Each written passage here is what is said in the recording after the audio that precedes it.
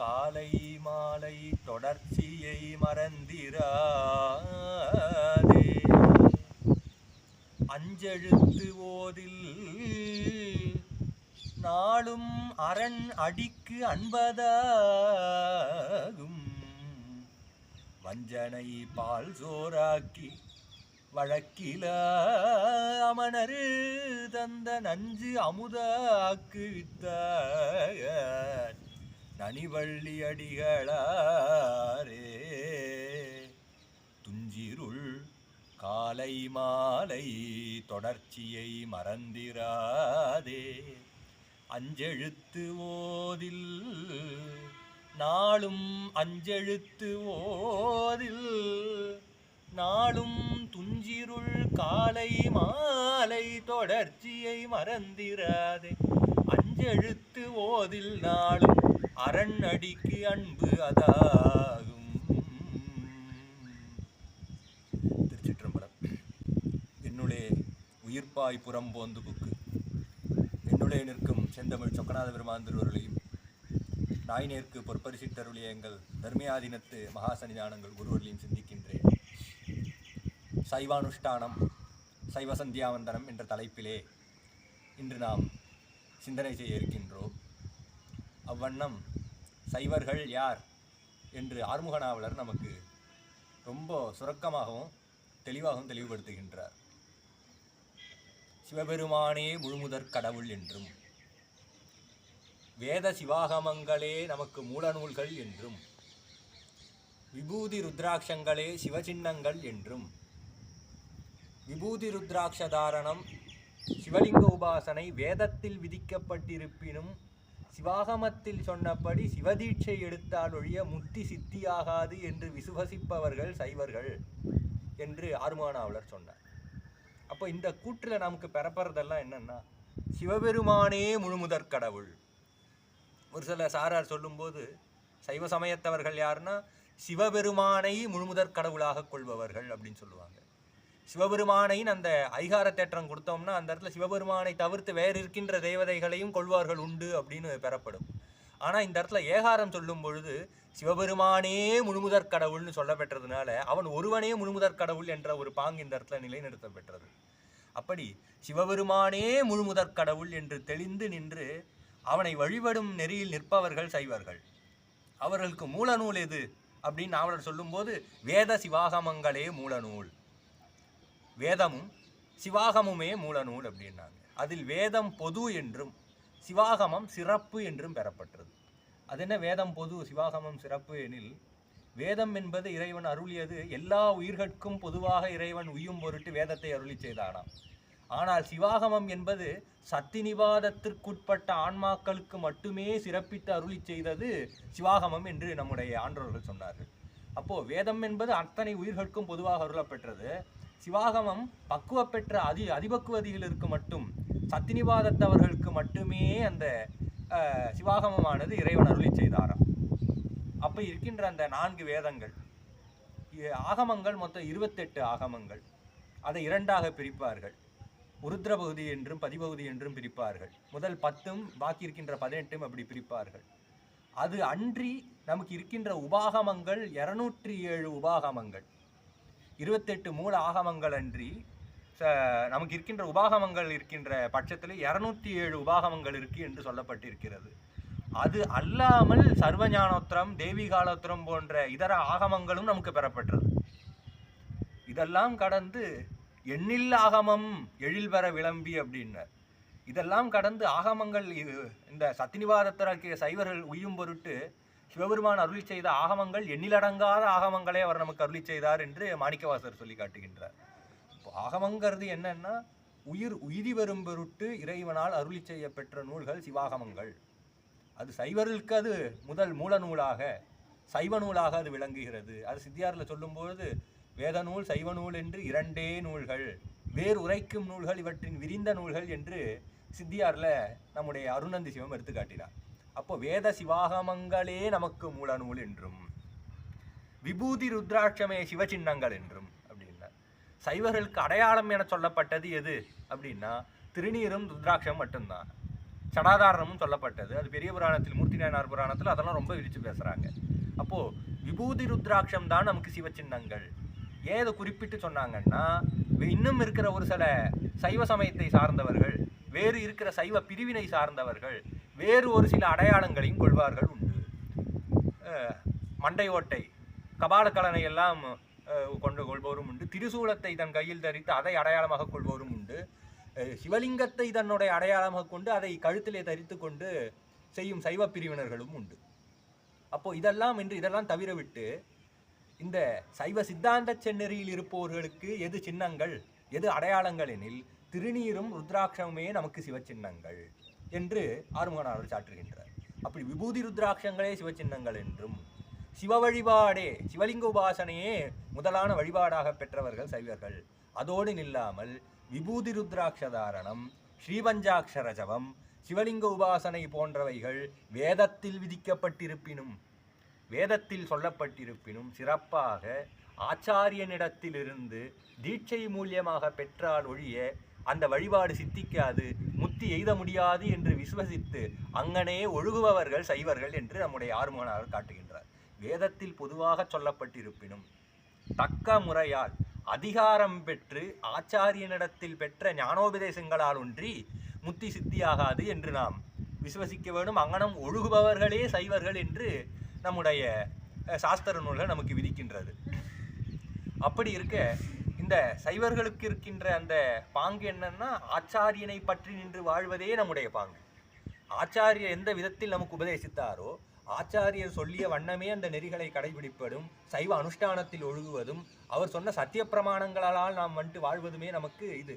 அதுக்கு திருக்குறளுக்கு உரை எழுதிய பரிமேலழகர் அறியாமை எப்படி அழியும் அப்படின்னு சொல்லும்போது, அறியாமை தேசிகர்வால் பெற்ற உறுதிமொழிகளானும் அப்படின்னார். தேசிகரால் பெற்ற உறுதிமொழிகளானும் யோக சாதனைகளாலும் அறியாமையானது விளக்கும் என்று பரிமேலழகர் உரையில் காட்டுகின்றார். ஆச்சாரியன்பால் பெற்ற உறுதிமொழிகள், சிவத்ரோகம், குருத்ரோகம், அடியார் துரோகம் செய்ய மாட்டேன், சிவபக்தி குருபக்தியோடெல்லாம் திகழ்வேன், சிவபூஷை ஆயுள் பரியந்தம் வரை கைகொள்வேன் என்று ஆச்சாரியன்பால் பெற்ற சத்திய பிரமாணங்களினால் அந்த அறியாமை நீங்கும், மானவ மலமானது வலு உரையும் என்று பரிமேலழகர் தன்னுடைய உரையிலும் காட்டுகின்றார். அப்படி இருக்க இந்த சைவாகம நெறி நமக்கு உயிர்கள் உய்யும் பொருட்டு எப்படியெல்லாம் வகுத்து கொடுத்தது என்று நாம் நோக்கும்போது, சரியை தொடக்கமாக இருக்கின்ற 4 படிநெறிகள் தான் நமக்கு அந்த உய்யும் நெறி என்று காட்டுகின்றார். உய்யும் நெறி காட்டுவித்து அப்படின்னாரு. அந்த உய்யும் நெறி என்பது சரியை தொடக்கமாக இருக்கக்கூடிய அந்த 4 படிநெறிகள். சரியை, கிரியை, யோகம், ஞானம் என்ற அந்த 4மே நமக்கு விதிக்கப்பட்டது. அது ஒவ்வொரு படிநிலைகளாக நாம் கடந்து போக வேண்டியது. எடுத்த உடனே இன்னைக்கு சமய தீட்சை வாங்கிட்டோம், சரியா மார்க்கத்தை ஒழுகிட்டோம், நாளைக்கு உடனே எனக்கு விசேஷ தீட்சை ஆயிடணும், மறுநாள் எனக்கு ஞான தீட்சை ஆயிடணும், அடுத்து நான் உடனே முத்திக்க போயிடணும் அப்படிங்கிறது இல்லை. ஆச்சாரியர்கள் ரொம்ப தெளிவா தாய்மானவர் தான் சொல்றாரு. இந்த 4மே பார்த்தீங்கன்னா அரும்பு, பூ, காய், பழம் போன்றது. எடுத்த உடனே பழம் வந்துடாது. அரும்பு முத்திய நிலை பூவாக மாறும், பூ முதிர்ந்தது அது காயாக மாறும், காய் முதிர்ந்தது தான் பழமே அன்றி முதிராது எதுவுமே நடக்காது இந்த இடத்துல. அப்போ சமய தீட்சை எடுத்தாச்சுன்னா சமய தீட்சையின் படி நாம் ஒழுகணும். சமய தீட்சையில் சரியா மார்க்கத்தில் என்னெல்லாம் நமக்கு விதிக்கப்பட்டிருக்கோ அதன்படி நாம் ஒழுகணும். இப்போ இந்த சரியகிரியா யோகங்கள்னா என்ன அப்படின்னு பார்க்கும்பொழுது, சரியை என்பது புற வழிபாடு, இறைவனை புறத்தே நாம் வழிபாடு செய்வது. அவன் மாகேஸ்வர மூர்த்தங்களை பற்றி நின்று வழிபாடு செய்வான், உருவத் திருமேனிகளை பற்றி நின்று வழிபாடு செய்வான் என்றெல்லாம் சாஸ்திரங்கள் கூறும். இது புற வழிபாடு நிற்க, புற வழிபாட்டில் அவன் தோய்வு அடைய அடைய அடைய பக்குவம் எய்தி அக வழிபாடும் புற வழிபாடும் சேர்ந்து செய்யக்கூடிய ஒரு நிலை அவனுக்கு வாய்க்கும். அதுதான் விசேட தீட்சையில கிரியாதிகாரம் கொடுப்பது, அர்ச்சனாதிகாரம் என்று சொல்வது. சமய தீட்சையில வந்துட்டு மந்திராதிகாரம் என்று சொல்லி அதுதான் சமயத்திற்கு நுழைவாயில். சமய தீட்சை எடுத்தா ஆச்சாரியன் கொடுத்த மூலமந்திரத்தை ஜபம் பண்ணிட்டே இருக்கணும், சிவாலயத்தில் தொண்டு பண்ணணும் போன்ற விதிகள் எல்லாம் அவனுக்கு விதிக்கப்பட்டது. அந்த நிலையில் அவன் பக்குவம் எய்த ஒரு காலகட்டத்திற்கு அப்புறம் பக்குவதீதத்தின் காரணமாக சிவலிங்க திருமேனி அவன் கைக்கு வரப்பெற்று உருவத் திருமேனியை வழிபட்டு கொண்டிருந்த அவன் அருவுருவத் திருமேனியான சிவலிங்க உபாசனையை செய்ய தொடங்குவான் என்று சாஸ்திரங்கள் சொல்லுகிறது. அந்த கிரியா மார்க்கத்தில் நமக்கு என்னெல்லாம் செய்யணும், சிவபூஷை என்னெல்லாம் பண்ணணும் அப்படிங்கிறதெல்லாம் சொல்லப்பட்டிருக்கு. அது அன்றி இந்த சிவபூஷையும் முதிர இந்த கிரியா மார்க்கத்தில் தான் புறத்தும் அகத்துமே வந்து சிவபூஷை செய்வது, வழிபாடு செய்வது என்ற நிலையிலே நிற்கும். புறத்தை சிவபூஷை செய்வதும் அகத்தே அந்தரியாமம் செய்வதும் என்ற நிலையிலே புறத்தே வழிபாடும் அகத்தே வழிபாடும் ஒரு சேர செய்வதுதான் இந்த நம்முடைய சிவபூஷை, கிரியாமார்க்கம், அர்ச்சனாதிகாரம் என்று சொல்வது. இது நிற்க இந்த சிவபூஷையில் இப்படியே ஒழுகி கொண்டு வர அக வழிபாடு முதிர முதிர புற வழிபாடு தானே குறையும். அந்த நிலையில் அக வழிபாடு மட்டுமே நிலைத்து நிற்பது யோகம் என்று சொல்வது. இந்த நிலையிலே ஞான வேட்கையுடைய மாணாக்கனுக்கு ஆசாரியன் அணங்கும் அந்த தீட்சை தான் ஞான தீட்சை, ஞான நிர்வாண தீட்சை என்று சொல்வது. அந்த நிர்வாண தீட்சை, நிர்வாணம் என்ற சொல்லுக்கு ஞானம் என்று பொருள். பைரவர் நிர்வாண கோலத்தில் நிற்கின்றார் அப்படின்னா அவர் ஞானமயனாக நிற்கின்றார். இவர் தாருகாவனத்து முனிவர்கள் எல்லாம் கரவரத்துக்கு சுவாமி நிர்வாணமா போனார்னா அவர் ஞானமயமாக போனார். அதை பார்த்த அந்த பெண்டிர்கள் பசுகரணங்களை எல்லாம் பலியாக இட்டு ஞானம் தலைக்கேறி பதியின் பின்னால் சென்றார் என்று நாம் அந்த தத்துவத்தோடு ஒட்டி பார்க்க வேண்டும். அப்ப நிர்வாணம் என்ற சொல்லுக்கு ஞானம் என்று பொருள். ஞான வேட்கையுடைய மாணாக்கனுக்கு ஆச்சாரியன் கொடுக்கும் தீட்சை தான் அந்த நிர்வாண தீட்சை எனப்படுவது. அது ஞானத்திற்கு வித்தாக விளையும். அதுல அருவத்திருமேனியை தான் அகப்பூசை மூலியமாக பூசை செய்வான். அந்த இடத்துல சிவலிங்கமே இருக்காது, ஆனா சிவபூஷை நடக்கும்ன்றாங்க. அது மேலான நிலை. அது திருவடி தீட்சை எனப்படுவதும் ஞான தீட்சைப்படுவதும் ஒன்றுதான். ஆச்சாரியனுடைய திருவடியை மாணாக்கனுடைய திருமுடியில் அழுந்த பதித்து பஞ்சாக்கரத்தை உபதேசம் செய்வார். இதுக்கு அடுத்து ஆச்சாரிய அபிஷேகம். அது ஞானம் பொருந்தியோருக்கு அது வழங்குவது. அது இந்த மூன்றும் தான் படிநெறிகள். நான்காவதாக சொன்னப்பட்ட அந்த ஞானம் என்பது தளமாகவும் படியாகவும் சேர்ந்தே அமைவது. இது மூன்றின் பயனாக நமக்கு ஞானமாதல் விளையும் அப்படின்னு பார்க்கிறோம். இது உடனே விளைந்தது. பலகாலம் நாம் அதுக்கு சேரணும். அதான் மாணிக்கவாசர் சொல்லும்போது பல்கால் உன்னை பாவித்து பரவி பொன்னம்பலம் என்று அப்படின்றார். பலகாலம் பாவித்து பரவணும் அப்படின்றார். தொண்டராகி தொடர்ந்து விடாதவர்க்கு அண்டமாடவும் வைப்பார் ஆரூரரே அப்படின்னார். தொண்டராகி இருப்பது நமக்கு சூழ்நிலை கேட்டுற போல, இன்னைக்கு நான் கோயிலுக்கு வருவேன், நாளைக்கு நான் வரமாட்டேன், நாளைக்கு எனக்கு வேலை இருக்கு, நாளைக்கு அங்கே போனோம் இங்கே போனோம், என் சௌகரியத்துக்கு நான் அமைச்சிருப்பேங்கிறத கடந்து தொண்டராகி தொடர்ந்து விடாது இருப்பவருக்கு இறைவன் அண்டமும் ஆள வைப்பார் ஆரூரர் என்று பார்க்கின்றோம். அப்ப அந்த தொடர்ந்து விராத நெறி, சோற்றுத்துறையில சுந்தரர் சொல்லும் போது நெறியில் வழுவா நியமத்தவர் பரவும் அப்படின்ற அந்த சைவ நெறியில் வழுவாது அதையே பிடித்து பற்றுக்கோடாக நின்று விதித்ததை எல்லாம் செய்வது, விதிக்காததை செய்யக்கூடாது, உள்ளதை முழுமையா செய்யணும் என்பதுதான் நம்முடைய சைவ சமயத்துடைய பாங்கு. இல்லாததையெல்லாம் பண்ணிக்கிட்டு சும்மா வேஷம் போட்டு சுத்துறதுக்கு சைவ சமயம் இடம் கொடுக்கல அந்த இடத்துல. அப்போ உள்ளதை நம்ம பண்ணணும், அதை முழுமை பெற்று செய்யணும் என்பதுதான் நம்முடைய ஆச்சாரர்களோட நோக்கம். நமக்கு உள்ளதை முழுமை பற்றி செய்தாலே வேண்டியது வேண்டிய காலத்தில் நமக்கு தக்கவாறு சித்திக்கும். அப்போ சைவ அனுஷ்டானம் எடுத்தாச்சு, சமய தீட்சை ஆகுதுன்னா அதில் நமக்கு என்னெல்லாம் வந்துட்டு விதிக்கப்பட்டிருக்கு என்பதை பார்க்கணும். இப்போ சரியை கிரியை யோகம் ஞானம்னு 4 வகையா சொன்னாங்க இல்லையா? அதுல 4லயும் 4 பிரிவு 16ஆ சொல்றது. சரியையில் சரியை, சரியையில் கிரியை, சரியையில் யோகம், சரியையில் ஞானம். அதே மாதிரி கிரியையில் சரியை, கிரியில் யோகம், கிரியையில் ஞானம், யோகத்தில் சரியின்னு சொல்லிட்டு அது அப்படியே 16ஆக வகுத்து சொல்வதும் உண்டு. இப்போ சரியா மார்க்கத்தில் ஒழுகிய இந்த சமய தீட்சை என்ற நிலையில், சமயி என்ற நிலையில் இருக்கின்ற அந்த ஆன்மா என்னெல்லாம் பண்ண வரும்? முறையே சரியில் இருக்கின்ற 4 பாதத்தையும் அவன் செய்யணும். சரியை அப்படிங்கிறது என்ன? அது சதங்க ஞாசங்கள், அனுஷ்டானத்தில் செய்யக்கூடிய அங்கன்யாசம், கரண்யாசம், அங்கமந்திரங்களால் செய்யக்கூடிய ஞாசங்கள் எல்லாம் சதங்க ஞாசங்கள் என்று சொல்லப்பட்டு, அங்கன்யாச கரண்யாச கிரியைகள் எல்லாம் சரியை. அப்போ அனுஷ்டானம் செய்வது என்பது சரியை ஆயிற்று. சரீர் கிரியை என்பது என்ன அப்படின்னு பார்க்கும்போது அதுதான் சிவாலயத்தில் செய்யக்கூடிய தொண்டு.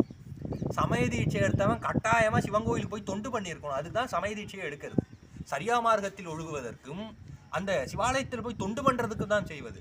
பூங்கழல் தொழுதும் பரவியும் அப்படின்ற கோயில் போயிட்டு ஒரு புல்லாவது பிடிங்கி போட்டுருணும். ஒரு நாள் போயிட்டு இயன்ற அளவு திருத்தொண்டு நாம் கோயில் செய்ய வேணும். சந்தனம் அரைத்து கொடுக்கல், திருஅழகிடுதல், பூமாலை கட்டி கொடுத்தல் போன்ற அத்தனை தொண்டையும் நாம் இழுத்து போட்டு பண்ணோம். ஏன்னா நமக்கு வேலையே அதுதான்.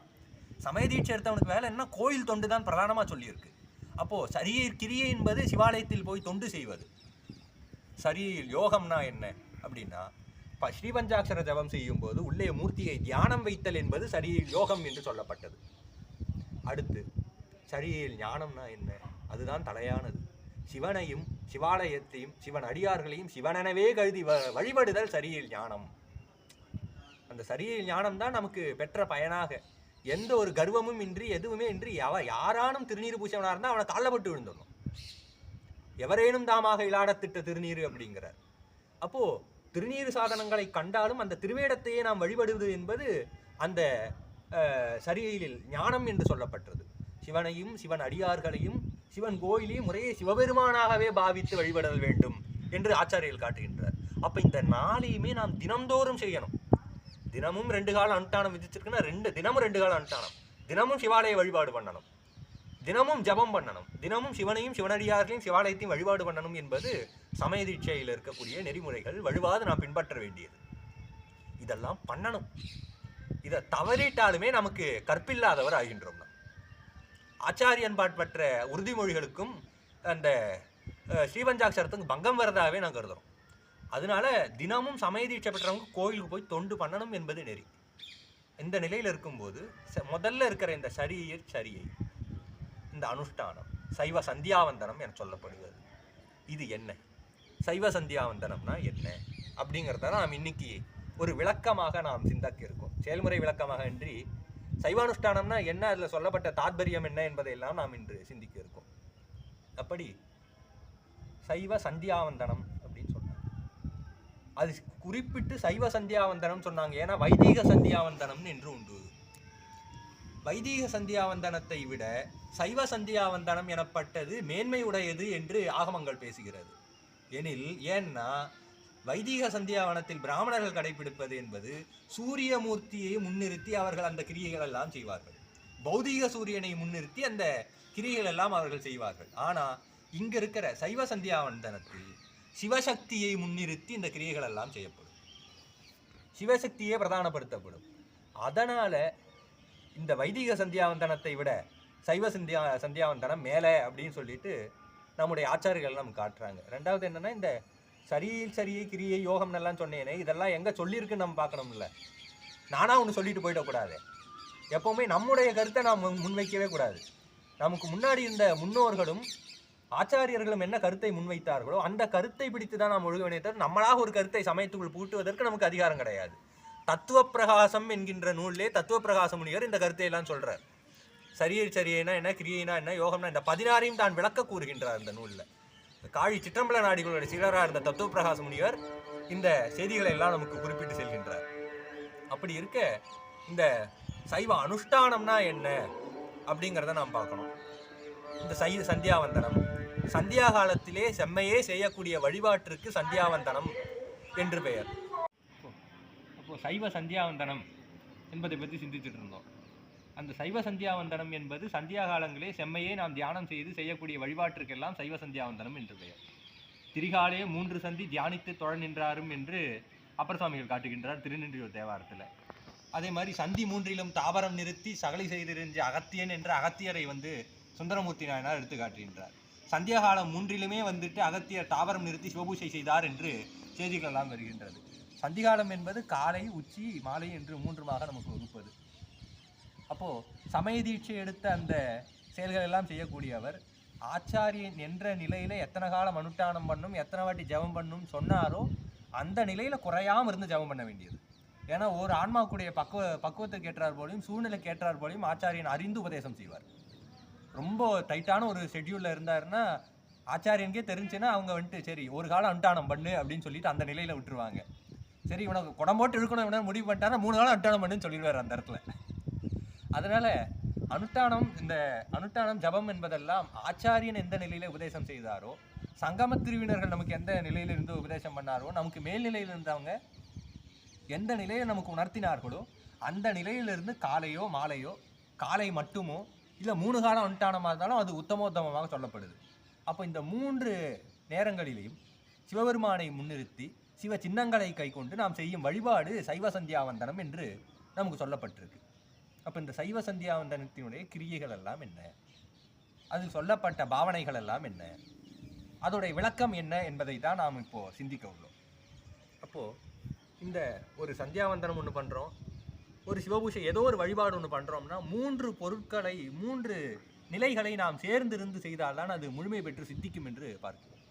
ஒன்று மந்திரம், இன்னொன்று பாவனை, இன்னொன்று கிரியை. இது 3மே பொருந்தி இருந்தால்தான் அந்த வழிபாடானது முழுமை பெறும். அப்போது மந்திரம், பாவனை, கிரியை இது 3மே இருந்தால்தான் அதற்கான முழு பலனும் நமக்கு கிடைக்கும், அதோடைய தாத்பரியம் நமக்கு புரியும் என்ற நிலையிலே நாம் புரிஞ்சுக்கலாம். அப்போ சைவ சந்தியாவந்தனத்துக்கு என்னெல்லாம் மந்திரங்கள், என்னெல்லாம் பாவனைகள், என்னெல்லாம் கிரியைகள் அப்படிங்கிறதா இன்னைக்கு நம்ம வகுத்து பார்க்க போகிறோம். அப்போ சந்தியா காலம்ங்கிறது 3ன்னு சொல்லியாச்சு. காலை, மதியம், சாயந்தரம். இந்த 3 காலத்திலையுமே முறையே 3 சிவசக்திகளை நாம் முன்னிறுத்தி செய்வது. 3 சிவசக்திகளை நாம் முன்னிறுத்துவது. இதில் குறிப்பிட்டு சொல்லணும்னா சமய தீட்சை எடுத்தவங்களுக்கு 2 வேளை அனுஷ்டானம் கட்டாயமாக சொல்லப்பட்டது. ரொம்ப லிபரலாக போனாங்கன்னா ஒரு கால அனுஷ்டானம் காலையில் மட்டும் பண்ணிட்டு போகிறது, திருநீரை மட்டும் பூசி ஜெபம் மட்டும் பண்ணிட்டு போகிறதுங்கிறது நம்ம இருத்துக்கவே கூடாது. பலரும் என்ன பண்ணுறாங்கன்னா திருநீரை மட்டும் பூசிக்கிறாங்க, அஞ்சலத்தை மட்டும் ஜெபம் பண்ணிட்டு அவ்வளோதான் அனுஷ்டானம் முடிச்சாச்சுங்கிற நிலையில் பலரும் இருக்காங்க. ஆனால் அந்த நிலைக்கு நம்ம எப்போவுமே தள்ளக்கூடாது. உட்காந்தாச்சுன்னா 10 நிமிஷம் 15 நிமிஷம் ஆக போகுது, ஒரு நாளுக்கு அரை மணி நேரம் கூட ஒதுக்க முடியலன்னா நம்ம அனுஷ்டானம் எடுக்கிறதுல அர்த்தமே கிடையாது, தீட்சை ஆகிறதுலே அர்த்தம் கிடையாது. அதனால கட்டாயமாக காலை சாயந்தரம் என்ற நிலையில் சமய தீட்சை அனுஷ்டானத்துக்கு உட்காந்துடும். எந்த சூழ்நிலை வந்தாலும் குளித்து சாயந்தரம் ஒரு அரை மணி நேரம், காலையில் ஒரு அரை மணி நேரம் உட்காரல ஒன்றும் ஆக போகிறது இல்லை. அதனால காலையிலையும் சாயந்தரம் அனுஷ்டானம் சமய தீட்சை எடுத்தவங்க. விசேட தீட்சை எடுத்து சிவலிங்க உபாசனை பண்ணுறவங்க 3 காலம் அனுஷ்டானம் கட்டாயமாக பண்ணி ஆகணும். காலை, மதியம், சாயந்தரம். அது மாதிரி 3 கால அனுஷ்டானம் சொல்லப்பட்டிருக்கு. ஞான தீட்சை எடுத்தவங்களும் 3 காலம். ஆனால் தேவதைகள் மாறும். சமய விசேஷத்தை ஒரு பக்கம் வைத்து ஞான தீட்சையை ஒரு பக்கம் வைக்கிறது. சமய விசேட தீட்சையை எடுத்து சைவாசன அனுஷ்டானம் செய்பவர்களுக்கு ஒரே தேவதைகள் தான் வரும். காலையில் பிராமி என்கின்ற சிவசக்தி, அது பிரம்மனை இயக்கும் சிவசக்தியாக சொல்வது. சிருஷ்டியின் கணக்கு காலையில், விடியற் காலையில் நேரம் என்பது உயிர்கள் எல்லாம் புத்துணர்ச்சி பெற்று மீண்டும் அதோடைய வேலையெல்லாம் தொடங்கக்கூடிய காலம். அது சிருஷ்டிக்கு சமானம். அதனால பிரம்மனுக்கு இயக்கும் சிவசக்தியாக, பிரம்மனை இயக்கும் சிவசக்தியாக இருக்கக்கூடிய பிராமி என்கின்ற தேவதையை முன்னிறுத்தி நாம் அனுஷ்டானங்களை செய்வோம். அதுக்கப்புறம் இந்த மத்திய காலம் இருக்கே, அது திதிக்கு வந்துட்டு காத்தல் தொழிலுக்கு வந்துட்டு அது வந்துட்டு ஒரு ஒப்பாக சொல்லுவது. அந்த நிலையில் விஷ்ணுவை இயக்கும் சிவசக்தியாக இருக்கக்கூடிய வைஷ்ணவியை முன்னிறுத்தி நாம் அனுஷ்டானம் செய்வோம். மாலையாக இருக்கக்கூடிய அந்த மாலை நேரத்திலே ஒடுங்குவதற்கு ஒப்பு, எல்லாம் ஒடுங்குவது நேரம், அது சாயரக்ஷ நேரம் என்பது. அந்த நிலையில் சம்ஹாரகர்த்தாவாக இருக்கக்கூடிய உருத்திரனை இயக்கும் சிவசக்தியாக இருக்கக்கூடிய ரௌத்ரியை முன்னிறுத்தி நாம் அனுஷ்டானத்தை செய்வது. இந்த 3 தேவதையும் முறையே சமய தீட்சையும் விசேட தீட்சை எடுத்தோருக்கும் இந்த 3, காலை, மதியம், சாயந்தரம். ஞான தீட்சையான சாதகர்களுக்கு முறையே இச்சாசக்தி, கிரியாசக்தி, ஞானசக்திங்கிற 3ஐயுமே அவங்க அந்த இடத்துல தேவதையாக கொண்டு அதை முன்னிறுத்தி அவர்கள் செய்வார்கள். ஞான தீட்சைக்கும் விசேட தீட்சை சமய தீட்சைக்கும் இருக்கிற அனுஷ்டானத்தில் வேறுபாடுன்னா இந்த தேவதை முன்னிறுத்தத்தில் முக்கியமாக மாறும். நமக்கு பிராமி, வைஷ்ணவி, ரௌத்ரின்னு இருக்கும். ஞானபூஷை எடுத்த சாதகர்களுக்கு அது இச்சாசக்தி, கிரியாசக்தி, ஞானசக்தின்னு மாறும். ஆச்சாரியர்களுக்கு 4 கால அனுஷ்டானம் சொல்லப்பட்டிருக்கு. ஆச்சாரிய அபிஷேகம் பெற்ற ஞானத்திற்கு உரியவர்களாக இருக்கிறவர்களுக்கு 4 கால அனுஷ்டானம் சொல்லப்பட்டிருக்கு. அவங்களுக்கு அர்த்தஜாமத்தில் ஒரு அனுஷ்டானம் உண்டு. அது இல்லாமல் தர்மியாதீன பீடத்தில் இருக்கிற மகா சன்னிதானங்களுக்கு மட்டும் 5 கால அனுஷ்டானம் சொல்லப்பட்டிருக்கு. ஏன்னா 10வது பட்டம் சிவஞான தேசிகர் காலத்தில் பிரம்மராட்சசனுக்கு விதி கொடுத்ததுன்னு ஒரு சம்பவம் ஒன்று நடந்தது. அப்போது பிரம்மராட்சர்கள்லாம் விதியே இல்லாமல் சன்னிதானம் காலில் விட பிரம்மராட்சதனுக்கு தன்னுடைய ஒரு கால அனுஷ்டானத்தை தர்ப்பணமாக விட பிரம்மராட்சன்லாம் சிவலோகம் போய் சென்று சேர்ந்தது என்று அந்த வரலாறு பேசும். அதனால் தர்மியாதீனத்தில் இருக்கின்ற பட்டத்தில் இருக்கின்ற சன்னிதானங்கள் மட்டுமே 5 கால அனுஷ்டானம் செய்வது வழக்கமாக இருக்குது. பிரம்மராட்சனுக்கு ஒரு தர்ப்பணம் விட்டுறது அவங்க. அப்படி 5 கால அனுஷ்டானம் நம்ம மடத்தில் இருக்க சன்னிதானங்களுக்கும். அடுத்து ஆச்சாரிய விஷயம், பொதுவாக ஆச்சாரிய விஷயம் பெற்ற ஆச்சாரியர்களுக்கெல்லாம் 4 கால அனுஷ்டானமும், ஞான தீட்சை எடுத்த சாதகர்களுக்கு 3 கால அனுஷ்டானம் இச்சாசக்தி, கிரியாசக்தி, ஞானசக்தியை முன்னிறுத்தியும், சமய விஷயம் எடுத்தவருக்கு பிராமி, வைஷ்ணவி, ரௌத்ரி என்பவர்களை முன்னிறுத்தி நாம் சைவானுஷ்டானத்தை செய்கின்றோம். இதுதான் இதோட கான்செப்ட். இந்த சிவசக்தியை முன்னிறுத்தி சிவசக்தி நம்மேல் பதியும் வகையிலே நாம் அனுஷ்டானம் செய்வது. அப்போ அந்த அனுஷ்டானத்தில் முதல்ல வர கிரியை என்ன அப்படின்னா ஸ்நானம் பண்ணுறது. ஸ்நானம் பண்ணாமல் அனுஷ்டானம் பண்ணக்கூடாது. உடம்பு ரொம்ப முடியலன்னா அதற்கு விலக்கு சொல்லப்பட்டிருக்கு. விதின்னு ஒன்று சொல்லப்பட்டாலே அந்த இடத்துல விதி விலக்குன்னு ஒன்று சொல்லப்பட்டது. அப்போது ரொம்ப உடம்பு முடியாமல் போச்சுன்னா பஸ்ம ஸ்நானம் பண்ணி அனுஷ்டானம் பண்ணிக்கலாம், திருநீர் பூசி அனுஷ்டானம் பண்ணிக்கலாம், குளிச்சதுக்கு ஒப்புன்றாங்க. அப்போது மணிக்கட்டிலிருந்து தோல் வரைக்கும் திருநீர் பூசுறது, தொண்டைக்குழியிலிருந்து நாவி வரைக்கும் திருநீர் பூசுறது, அது பூசிட்டு பண்ணால் குளித்ததாக ஒப்பு. பஸ்ம ஸ்நானம் பண்ணிக்கிட்டா தோஷம் இல்லை அப்படிங்கிறது. அதுவே சுத்தமாதாவது நீருன்னு தானே சொல்லப்பட்டது நமக்கு. அதனால குளிக்க முடியாத சூழ்நிலை, ஜுரம் ஏதாவது வந்துருச்சு, படுக்கையாச்சும் அனுஷ்டானம் பண்ணணும்னா பஸ்ம ஸ்நானம் பண்ணி அனுஷ்டானம் பண்ணியாச்சுன்னா அதுக்கான பிராயச்சித்தமானது அந்த இடத்துல கருதப்பட்டுறதுன்னு பார்க்குறோம். அப்போது ஸ்நானம் செய்வது அது சாதாரணமாக குளிக்கிறதுங்கிற அர்த்தம் கிடையாது. அந்த இடத்துல நம்ம ஷவரில் குளிக்கிறது அனுஷ்டானம் எடுத்தவங்களுக்கு வழக்கம் கிடையாது. தீர்த்தம் கட்டிட்டு அந்த தீர்த்தத்தை சிவதீர்த்தமாக்கிட்டு தான் குளிக்கணும் அப்படின்னு சொல்லப்பட்டிருக்கு. அதுவுமே 2 வேளையும் தலைக்கு தான் குளிக்கணும். ஸ்நானம்னு சொல்லிட்டாலே தலைக்கு ஊத்துறது தான் ஸ்நானம்னு சொல்லப்பட்டது. அப்போது சிவதீர்த்தம் கட்டிட்டு அதில் சம்ஹிதா மந்திரத்தை ஜபம் பண்ணி அஸ்திரோக்ஷனம் பண்ணிட்டு தர்ப்பணம் விட்டு அந்த சிவதீர்த்தத்தில் தான் நாம் வந்துட்டு நீராடணும். ஏன் அப்படி சொன்னாங்கன்னா, அனுஷ்டானம் எடுத்தவங்க சிவவேடத்திலேயே இருப்பாங்க. சதாகாலம் நெத்தியில் திருநீர் இருக்கும். அப்போ திருநீற்ற வெறுந்தண்ணியில் கலைக்கக்கூடாது, சிவதீர்த்தத்தில் கலைப்பது தான். அந்த திருவேடத்தை சிவதீர்த்தத்தில் கலைப்பது தான் நம்ம முறை. அதனால் வெறும் மாயாகாரியத்தில் இருக்கின்ற அந்த ஜலத்தில் அதை கலைக்காது, சிவதீர்த்தமாக புனித நீரிலே அதை கலைப்பது நமக்கு வழக்கம். அதனால சிவதீர்த்தம் பண்ணிட்டு நம்ம நம்முடைய திருவேடத்தை கலைத்து கொண்டு மீண்டும் திருவேடம் புனைவதற்கு நாம் ஆயத்தமாகின்றோம். அது புறதேக சுத்தியை வந்துட்டு குறித்து வருவது. அப்போ ஸ்நானம் பண்ணிட்டு தகுந்த ஆசனத்தில் உட்காரம். அனுஷ்டானம் பண்ணுறவங்க தர்பாசனத்திலோ மரப்பலகையிலோ, அந்த மரம் எந்தெந்த மரத்திலால் செய்யப்பட்ட பலகையினும் சொல்லப்பட்டிருக்கு ஆகமத்தில், மரப்பலகையிலோ மாந்தோல் புலித்தோல் பட்டு வஸ்திரத்திலோ உட்கார்ந்து அனுஷ்டானம் பண்ணணும். ஆசனம் இல்லாமல் உட்கார்ந்து அனுஷ்டானம் பண்ணக்கூடாது. அப்போ அந்த தகுந்த ஆசனமானது சொல்லப்பட்டது. ஆசனத்தில் உட்காரணும். எந்த பக்கம் பார்த்து உட்காரணும்னு இருக்கே, கிழக்கு முகமேனும் வடக்கு முகமேனும் இருந்து அனுஷ்டானம் பண்ணும். ஒரு சில பத்ததியில் சொல்லப்பட்டது காலை அனுஷ்டானம் கிழக்கு முகமாக இருந்தும் மாலை அனுஷ்டானம் வடக்கு முகமாக இருந்தும் அப்படின்னு சொல்லியிருக்கு. ஆனால் சத்தியத்தில் என்னன்னா, ஞானம் வேண்டுவோர் வடக்கு முகமாக இருந்து அனுஷ்டானம் பண்ணும். பாசபந்தம் மருந்து ஞானம் வேண்டுவோர் வடக்கு முகமாக இருந்து அனுஷ்டானம் பண்ணுவதும், போகம் வேண்டுவோர் கிழக்கு முகமாக இருந்து அனுஷ்டானம் பண்ணுவதும் வழக்கம். ஏன்னா நம்ம வடக்கு பார்த்து உட்கார்ந்து இருக்கும்போது சுவாமியுடைய தெற்கு பார்த்த முகமாக இருக்கக்கூடிய அகோர முகம் நம்மை பார்த்திருக்கும். அதை முன்னிறுத்தி நாம் அனுஷ்டானம் செய்வோம். அந்த அகோர முகம் தான் பாபநாசம் செய்து நமக்கு ஞானத்தை கொடுப்பது. அதனால தான் சிவபூஷையெல்லாம் முடிச்சு பிராய்ச்சித்தம் கருதும் போது அகோர மந்திரத்தை ஜபம் பண்ணுறது. அது பாவநாசம் செய்யும், ஞானத்தை தலைக்கேற செய்யும் என்பது அந்த அகோர முகத்தில் சொல்லப்பட்ட தனி சிறப்பு. வடகையிலை 2வது, வடகையிலை வடக்கே இருப்பதாலும் வடக்க பார்த்து செய்வது. அப்போது சான்றோர் இடத்த கேட்டு தெரிஞ்சுக்கிட்டது என்னென்னா, இப்போ மலேசியா எங்கேயாவது போகிறோம், சிங்கப்பூர் போகிறோம்னா அப்போ அனுஷ்டான திசை மாறுமான்னு கேட்டோம். அவங்க சொன்னது என்னென்னா, கைலாயம் எந்த பக்கம் பார்த்துருக்கோ அதை பார்த்துட்டு அனுஷ்டானம் பண்ண வேண்டியதுன்னு சொல்லிட்டாங்க.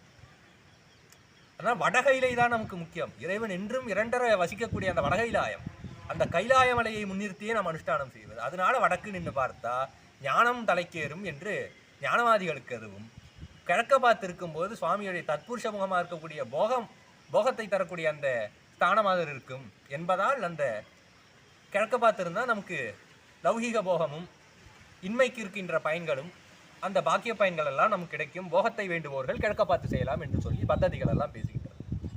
பெரும்பாலும் சிவனடியார்கள் வடக்க பார்த்து செய்வதே உசிதம், அதுவே உத்தமம்.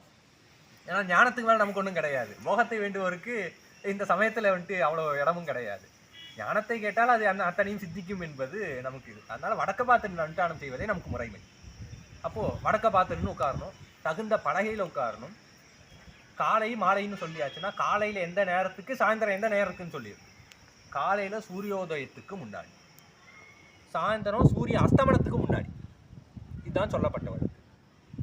இப்போ ஒரு வேளை, இதுதான் ஒரு வேளை தான், இதே வழக்கமாக வச்சுக்கக்கூடாது.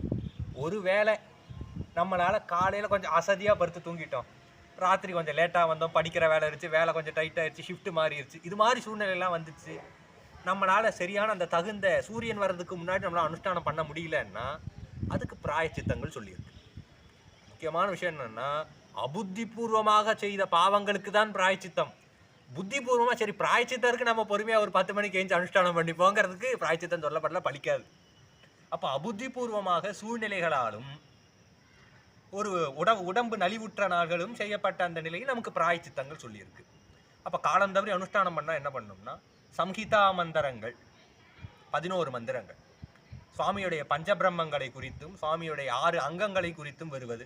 ஈசானமூர்த்தம், தத்புருஷவக்ரம், அகோர ஹிருதயம், வாமதேகோக்கியம், சத்யோஜாதமூர்த்தி, ஹிருதயம், சிரசு, சிகை, கவசம், நேத்திரம், அஸ்திரம், இதற்கெல்லாம் தனியாக மந்திரங்கள் இருக்குது.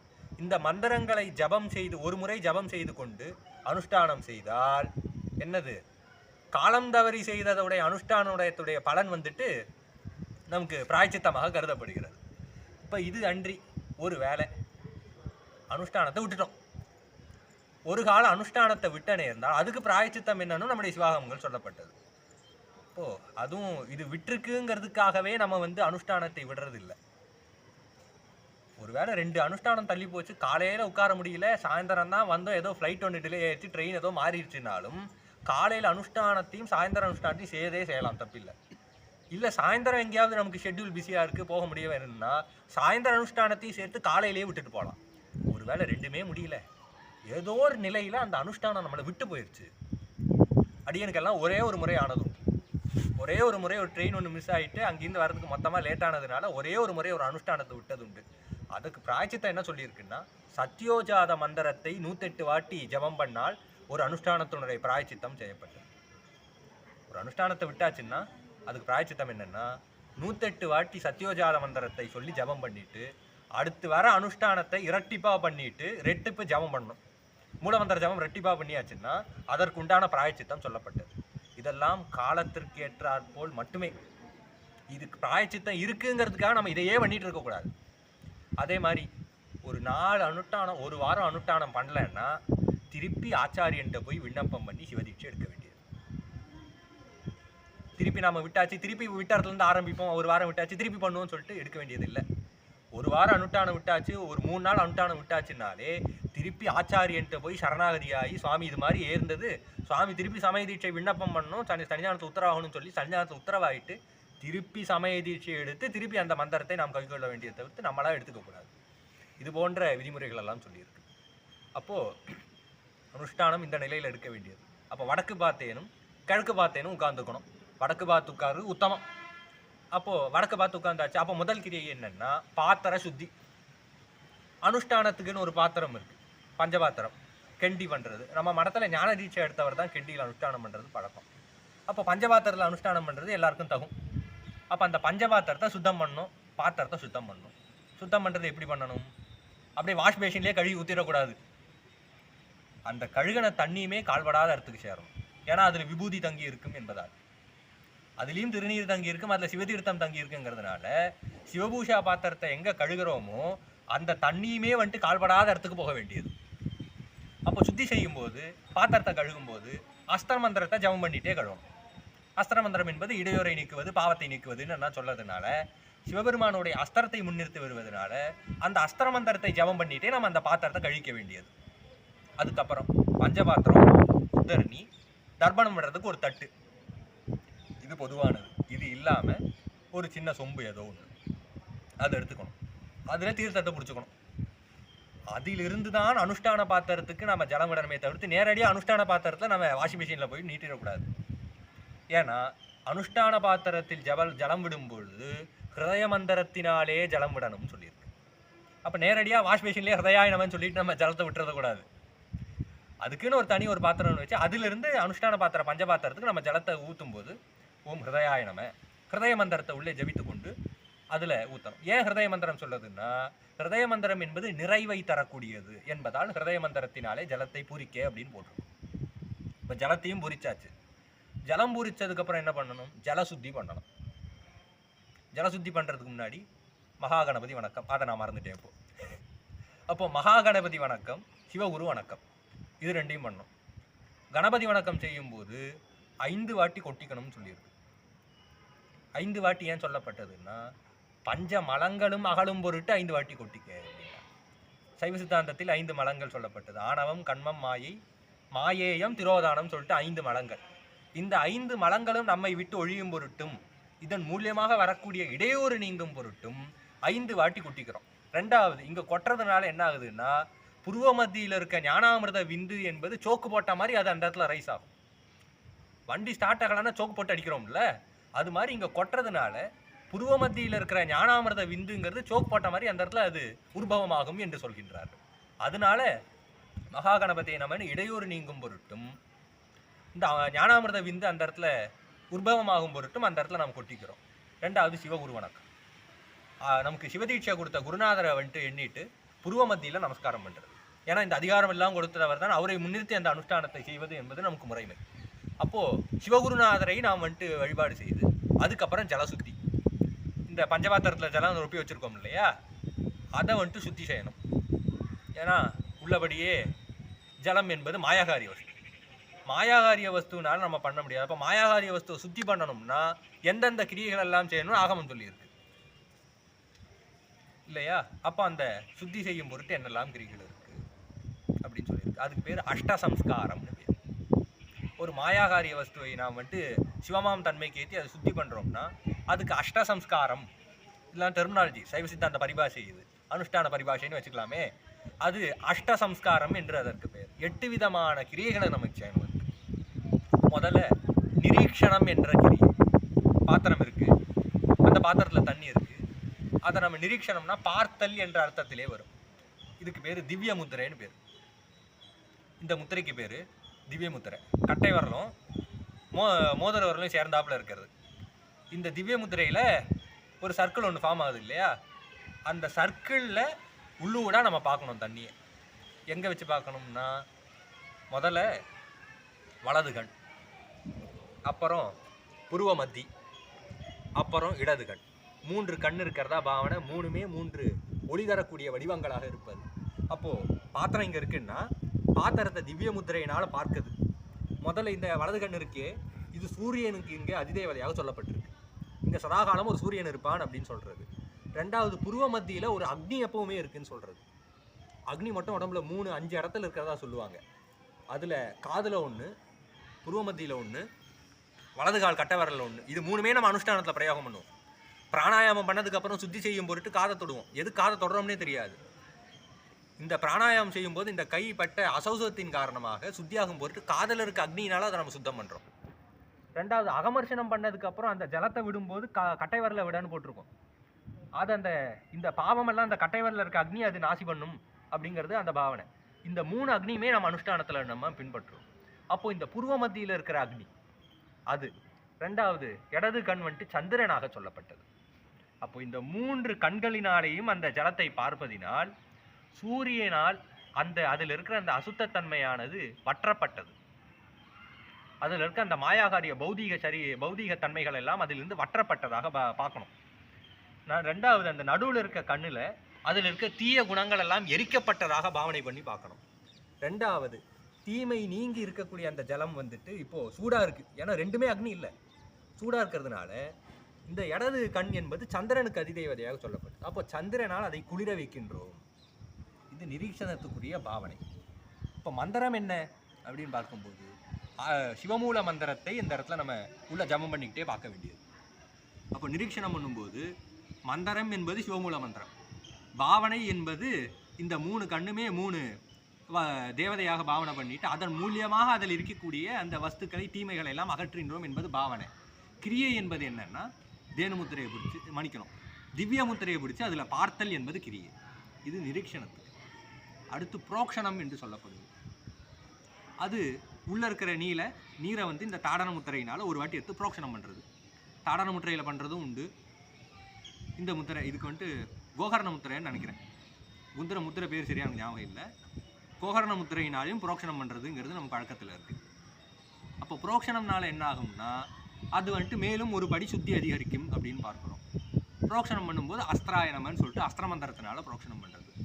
ரெண்டாவது, தாடனம் என்பது இந்த ஒரு விரலை வச்சுக்கிட்டு அந்த ஜல பாத்திரத்தை ஒரு வாட்டி தட்டுறது.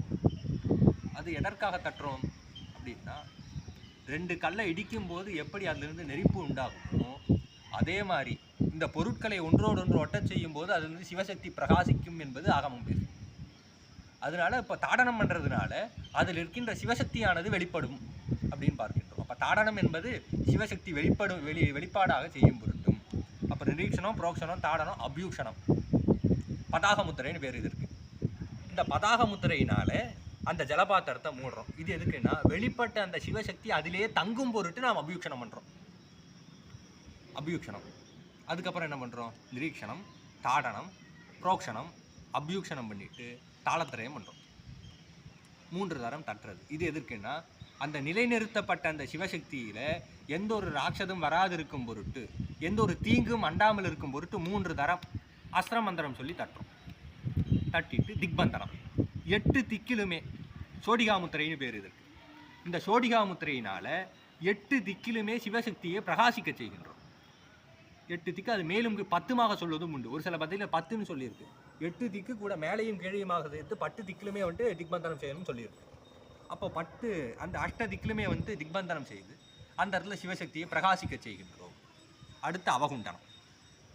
அவகுண்டனம் என்பது அதை சுற்றி மேலும் ஒரு பாதுகாப்பு, எக்ஸ்ட்ரா செக்யூரிட்டிக்காகன்னு வச்சுப்போமே, எக்ஸ்ட்ரா செக்யூரிட்டிக்காக அந்த இடத்துல என்ன பண்ணுறோம், 3 மதில்களும் 3 அகழிகளும் வந்ததாக பாவனை பண்ணிட்டு அந்த ஜலபாத்திரத்தை 3 தரம் நாம் வந்துட்டு சுற்றுறோம். இது அவகுண்டனம் என்று பெயர். இதுக்கப்புறம் அமிர்தீகரணம் என்கின்ற பாவனை. இந்த அமிர்தீகரணத்தான் தேனுமுத்திரை பிடிப்பது அப்படிங்கிறது. ஒரு விரலுக்கும் மாற்றி மாற்றி பிடிப்பது. இதில் பாவனை என்னன்னா, அந்த காமதேனு இருக்கே, காமதேனுடைய மடியாகவே இதை பாவிப்பது. தேனுனாலே காமதேனு பசுமாடு, பசுமாடோடைய மடியாக பாவித்து அதிலிருந்து சுரக்கக்கூடிய அமிர்த மதில் பொழிவதாக பாவனை. அப்போது தேனுமுத்திரை என்பது தான் கொஞ்சம் இக்கட்டான முத்திரை. சமைதி சேர்த்தவங்க முதல் தடுமாறுறதே தேனுமுத்திரை எல்லாம் தடுமாறு.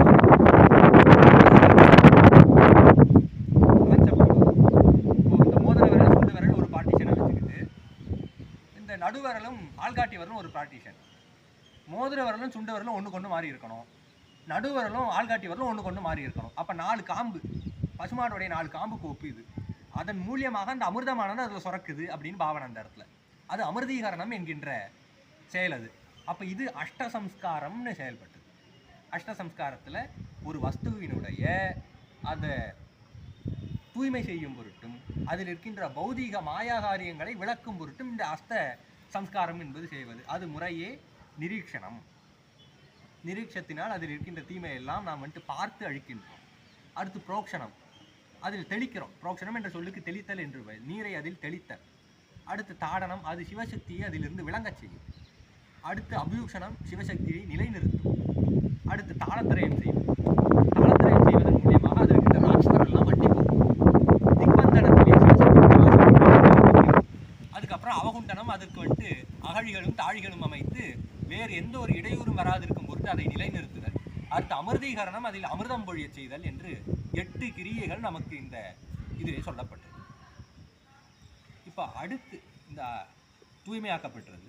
இப்போ இந்த தூய்மையாக்கிய நீரை வைத்து நம்ம என்ன பண்ணோம், நம்ம தூய்மை செஞ்சுக்கணும். அது அடுத்தது. அதனால ஜலப்ரோக்ஷணம், அஸ்திரமந்திரத்தினால 3 தரம் அஸ்திராய நம, அஸ்திராயப்பட்டுன்னு சொல்லிட்டு தலைக்கில் வந்துட்டு புரோக்ஷணம் பண்ணி நம்ம மேலோட்டமாக இந்த உடலை வந்துட்டு நாம் தூய்மை செய்வது. இதுக்கு அடுத்து இருக்கிற கிரியை வந்துட்டு அஸ்திர சந்தியோபாசனை அப்படின்றது. அஸ்திர சந்தியோபாசனைனா என்னன்னா, அஸ்திரதேவரை செம்மையே தியானம் செய்து, அஸ்திரதேவரை செம்மையே தியானம் செய்து அவரை திருப்திப்படுத்துதல் அப்படின்னு சொல்கிறோம். ஏன் அஸ்திரதேவரை செம்மையான பாவனை பண்ணுறோம் அப்படின்னா, இந்த கிரியை தான் கண்மமல நீக்கத்தை குறித்து வருவது. அஸ்திர சந்தியோபாசனை பண்ணுறதுனால, அஸ்திரதேவரை திருப்திப்படுத்துறதுனால என்ன நடக்கும்னா, கண்மமல நீக்கம் என்பது நடக்கும் என்று ஆகமங்கள் சாற்றுகின்றது. அப்போது இந்த இடத்துல என்னெல்லாம் பாவனைன்னா, சிவசூரியனை தான் நாம் இந்த இடத்துல முன்னிறுத்தோம். சிவசூரிய மண்டலத்தில் மத்தியிலே ஒளிரக்கூடிய சிவபெருமானை திருப்திப்படுத்தும் வகையில் அஸ்திரமந்திரத்தினால் அவருக்கு தர்ப்பணம் செய்கிறோம். அது அஸ்திரதேவருக்கு தர்ப்பணம் கிடையாது. அஸ்திரமந்திரத்தினால் சூரிய மண்டலத்தை நடுவில் எழுந்தருள் இருக்கக்கூடிய சிவபிரானுக்கு தர்ப்பணம் விடுறோம். சுவாமி அஷ்டமூர்த்தியாக எழுந்தருள் இருக்கின்றார் என்று ஆகமங்கள் எல்லாம் சொல்லும். பஞ்சபூதங்கள், சூரிய சந்திரன் ஏமானனாக உயிர்ப்புயிராய் அவன் அஷ்டமூர்த்தங்களை எழுந்தருள் இருக்கின்றான். அதில் நமக்கு வெளிப்படியாக பிரதிபலிப்பது சூரியன் இடத்தான். 2வது சிவாத்வைதம், சுத்தாத்வைதம் இருக்கக்கூடிய அந்த சிவாத்வைதத்தை பிரதிபலித்து காட்டுவது, நேர்முகமாக இருந்த அந்த அத்வைத தத்துவத்தை காட்டுவது என்பது சிவசூரியன் தான் காட்டும். அதனால அந்த சூரிய மண்டலத்திலே நடுவிலே இருக்கக்கூடிய அந்த சிவபெருமானுக்கு தர்ப்பணம் விடுதல், அந்த கிரியை அந்த இடத்துல சொல்லப்பட்டது. அப்போ அதை செய்வதன் மூலியமாக என்ன ஆகும்னா, நமக்கு கண்மமல நீக்கமானது சித்திக்கும் என்று சொல்கிறோம். அப்போது அஸ்திரமந்திரத்தினால 3 வாட்டி அஸ்திராய ஸ்வாகா, அஸ்திராய ஸ்வாகா, அஸ்திராய ஸ்வாகான்னு சொல்லிட்டு முதல்ல சுவாமிக்கு அஸ்திரமந்திரத்தினால தர்ப்பணம் விடுறோம். அப்புறம் 10 தரம் அஸ்திரமந்திரத்தை ஜபம் பண்ணுறோம். அஸ்திரமந்திரத்தை 10 வாட்டி ஜபம் பண்ணிட்டு திருப்பி 1 வாட்டி அஸ்திராய ஸ்வாகான்னு சொல்லிட்டு தர்ப்பணம் விடுறது. இதோட அஸ்திரோபியாசம் சரியாக போச்சு. அஸ்திரோபியாசம் என்பது அஸ்திரதேவரை முன்னிறுத்தி சூரிய மண்டலத்தில் நடுவிலே இருக்கக்கூடிய சிவபெருமானுக்கு அஸ்திரமந்திரத்தினால் தர்ப்பணம் விட்டு அவரை திருப்திப்படுத்தி 10 தரம் அஸ்திரமந்திரம் ஜபம் பண்ணி திருப்பி அஸ்திரதேவர் மூலியமாக சுவாமிக்கு தர்ப்பணம் பண்ணுறதுங்கிறது அஸ்திரோபியாசம். இதுக்கு அப்புறம் இருக்கக்கூடிய கிரியை தான் நம்மை முன்னிறுத்தி வருவது. அடுத்து அஸ்திரோபியாசம் முடிச்சதுக்கப்புறம் ஆசமனம் பண்ணுறது அப்படின்னு சொல்லி. ஆசனமனம்னா நீரை பருகுதல் என்ற நிலையில் இருக்கும். 3 தரம் நீரை பருகணும். என்ன சொல்லி பருகணும்? ஆன்மதத்துவாய ஸ்வதா, வித்யாதத்வாய ஸ்வதா, சிவதத்வாய ஸ்வதா அப்படின்னு சொல்லிட்டு நீர் பருகணும்னு சொல்லியிருக்கு. பருகும் பொழுது வாயை உள்ளங்கையில் வச்சு உறிஞ்சக்கூடாது. பலரும் பண்ணுறதுன்னா எருமாடு மூற மாதிரி இப்படியே உள்ளே இழுக்கிறான் பலரும், அப்படி கூடாது. அதே மாதிரி நீருடைய அளவு உளுந்தளவு நீர் தான் உள்ளே பருகணும்னு சொல்லியிருக்கு. உளுந்த அளவுக்கு மேலே போனாலும் அது சோமபான சுராபானத்துக்கு ஒப்புன்றாங்க. அப்போது ஆசமனம் பண்ணும் பொழுது நீர் இந்த வழியாக வடியும். இப்படி மேலோக்கமாக நம்ம அதை மேல் நோக்கி காட்டணும். அப்போது இங்கே போடப்பட்ட நீரானது இங்கே வரும்போது தான் பருகணும். இந்த மணிக்கட்டுக்கிட்ட வரும்போது தான் நம்ம வாய் இங்கே வச்சு பருகணையை தவிர்த்து உள்ளங்கையில் வாய் வைக்கக்கூடாது. இங்கிருந்து வடிகிற நீரை இங்கே வாய் வச்சு நம்ம பருகி வாங்கிக்கணும். அது உளுந்தளவு நீர் தான், ரொம்ப கூடாது. உளுந்தளவு நீரை உள்ளே பருகிறோம். அது ஆன்ம தத்துவம், வித்யா தத்துவம், சிவதத்துவம், அந்த 3 தத்துவங்களும் சுத்தி செய்யும் பொருட்டு. இப்போ ஆசமனம் பண்ணும்போது என்ன நடக்கும் அப்படின்னா, ஆன்ம தத்துவம், வித்யா தத்துவம், சிவதத்துவம் தனித்தனி அதிதேவதைகள் சொல்லப்பட்டிருக்கு. ஆன்ம தத்துவத்துக்கு பிரம்மா அதிதேவதைகள் சொல்லப்பட்டிருக்கு. வித்யா தத்துவத்திற்கு விஷ்ணு, சிவதத்துவத்துக்கு ருத்திரன். அப்போ ஆசமனம் பண்ணுறதுனால இந்தந்த மந்திரத்தை சொல்லி ஆசமனம் பண்ணுறதுனால அந்தந்த தெய்வதைகள் அந்த இடத்துல பிரத்யட்சமாகி அந்த தத்துவத்தை சுத்தி செய்யும். 3 வாட்டி ஆன்ம தத்துவம். ஏன்னா ஆன்ம தத்துவம், வித்யா தத்துவம், சிவதத்துவம் தான் மாயாகாரிய வஸ்து அத்தனையுமே அதுக்குள்ள ஒடுக்கம். அதால் ஆனதுதான் உடம்பு, உலகம், போகம் எல்லாமே. அப்போ அதை சுத்தி செய்யும் பொழுது ஆசமனம் பண்ணுறோம். ஆசமனம் பண்ணுறதுனால அந்தந்த தெய்வதைகள் அந்த இடத்துல பிரீத்திப்பட்டு பிரத்யட்சமாகி அந்த இடத்துல தோன்றி அந்தந்த தத்துவத்தை அது சுத்திப்படுத்தும் அப்படின்னு சொல்கிறாங்க. இது மாயாமல நீக்கம். முன்னாடி கர்மமல நீக்கம் ஆகிட்டு இந்த இடத்துல மாயாமல நீக்கம் செய்யப்படும். அப்போ இந்த நிலையில் ஆசமனம் பண்ணியாச்சு, 3 வாட்டி பருகியாச்சு, சதாந்தமாக 3 தத்துவத்துடைய பேரை சொல்லி பருகியாச்சு. அதன் மூலியமாக உள்ளே இருக்கிற தேவதைகள்லாம் பிரீத்திப்பட்டு வேற என்னெல்லாம் நடக்கும்னா 3 வேதங்கள் அந்த இடத்துல திருப்தி அடையும். அப்படின்னு 3 வேதங்கள், ரிக்கு, எஜுர், சாமம் ஆகிய 3 வேதங்களும் அந்த இடத்துல திருப்திப்படும்.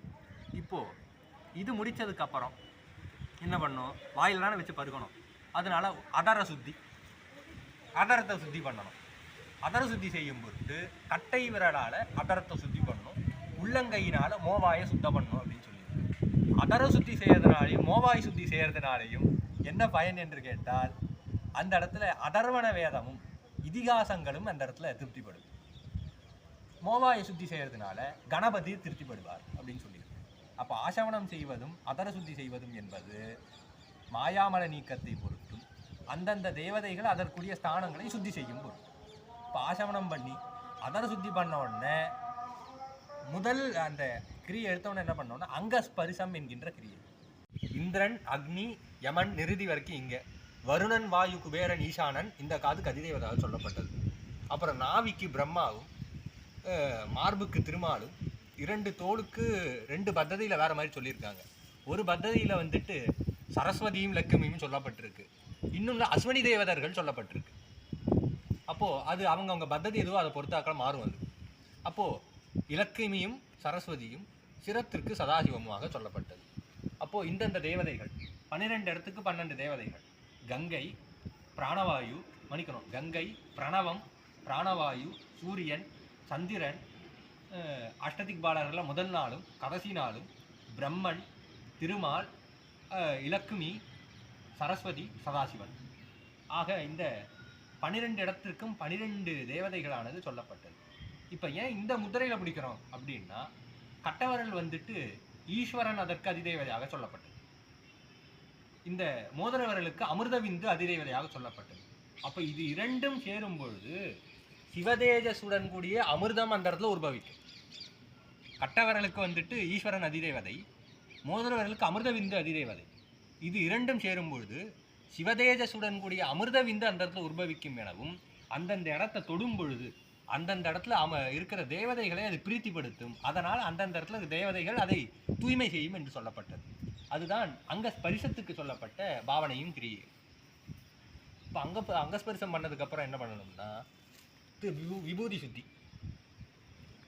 ரொம்ப கவனிக்க வேண்டியதுன்னா, விபூதி சுத்தி பண்ணிட்டு பஸ்மதாரணம் எல்லாம் பண்ணதுக்கு அப்புறம் தான் அங்கன்யாச கரன்யாசம். அதுக்கு முன்னாடி வரைக்கும் அங்கன்யாச கரன்யாசம் கிடையாது. அப்போ அதனால் விபூதி சுத்தி பண்ணும் பொருட்டு பசுஞ்சான விபூதியாக இருக்கிறது நல்லது.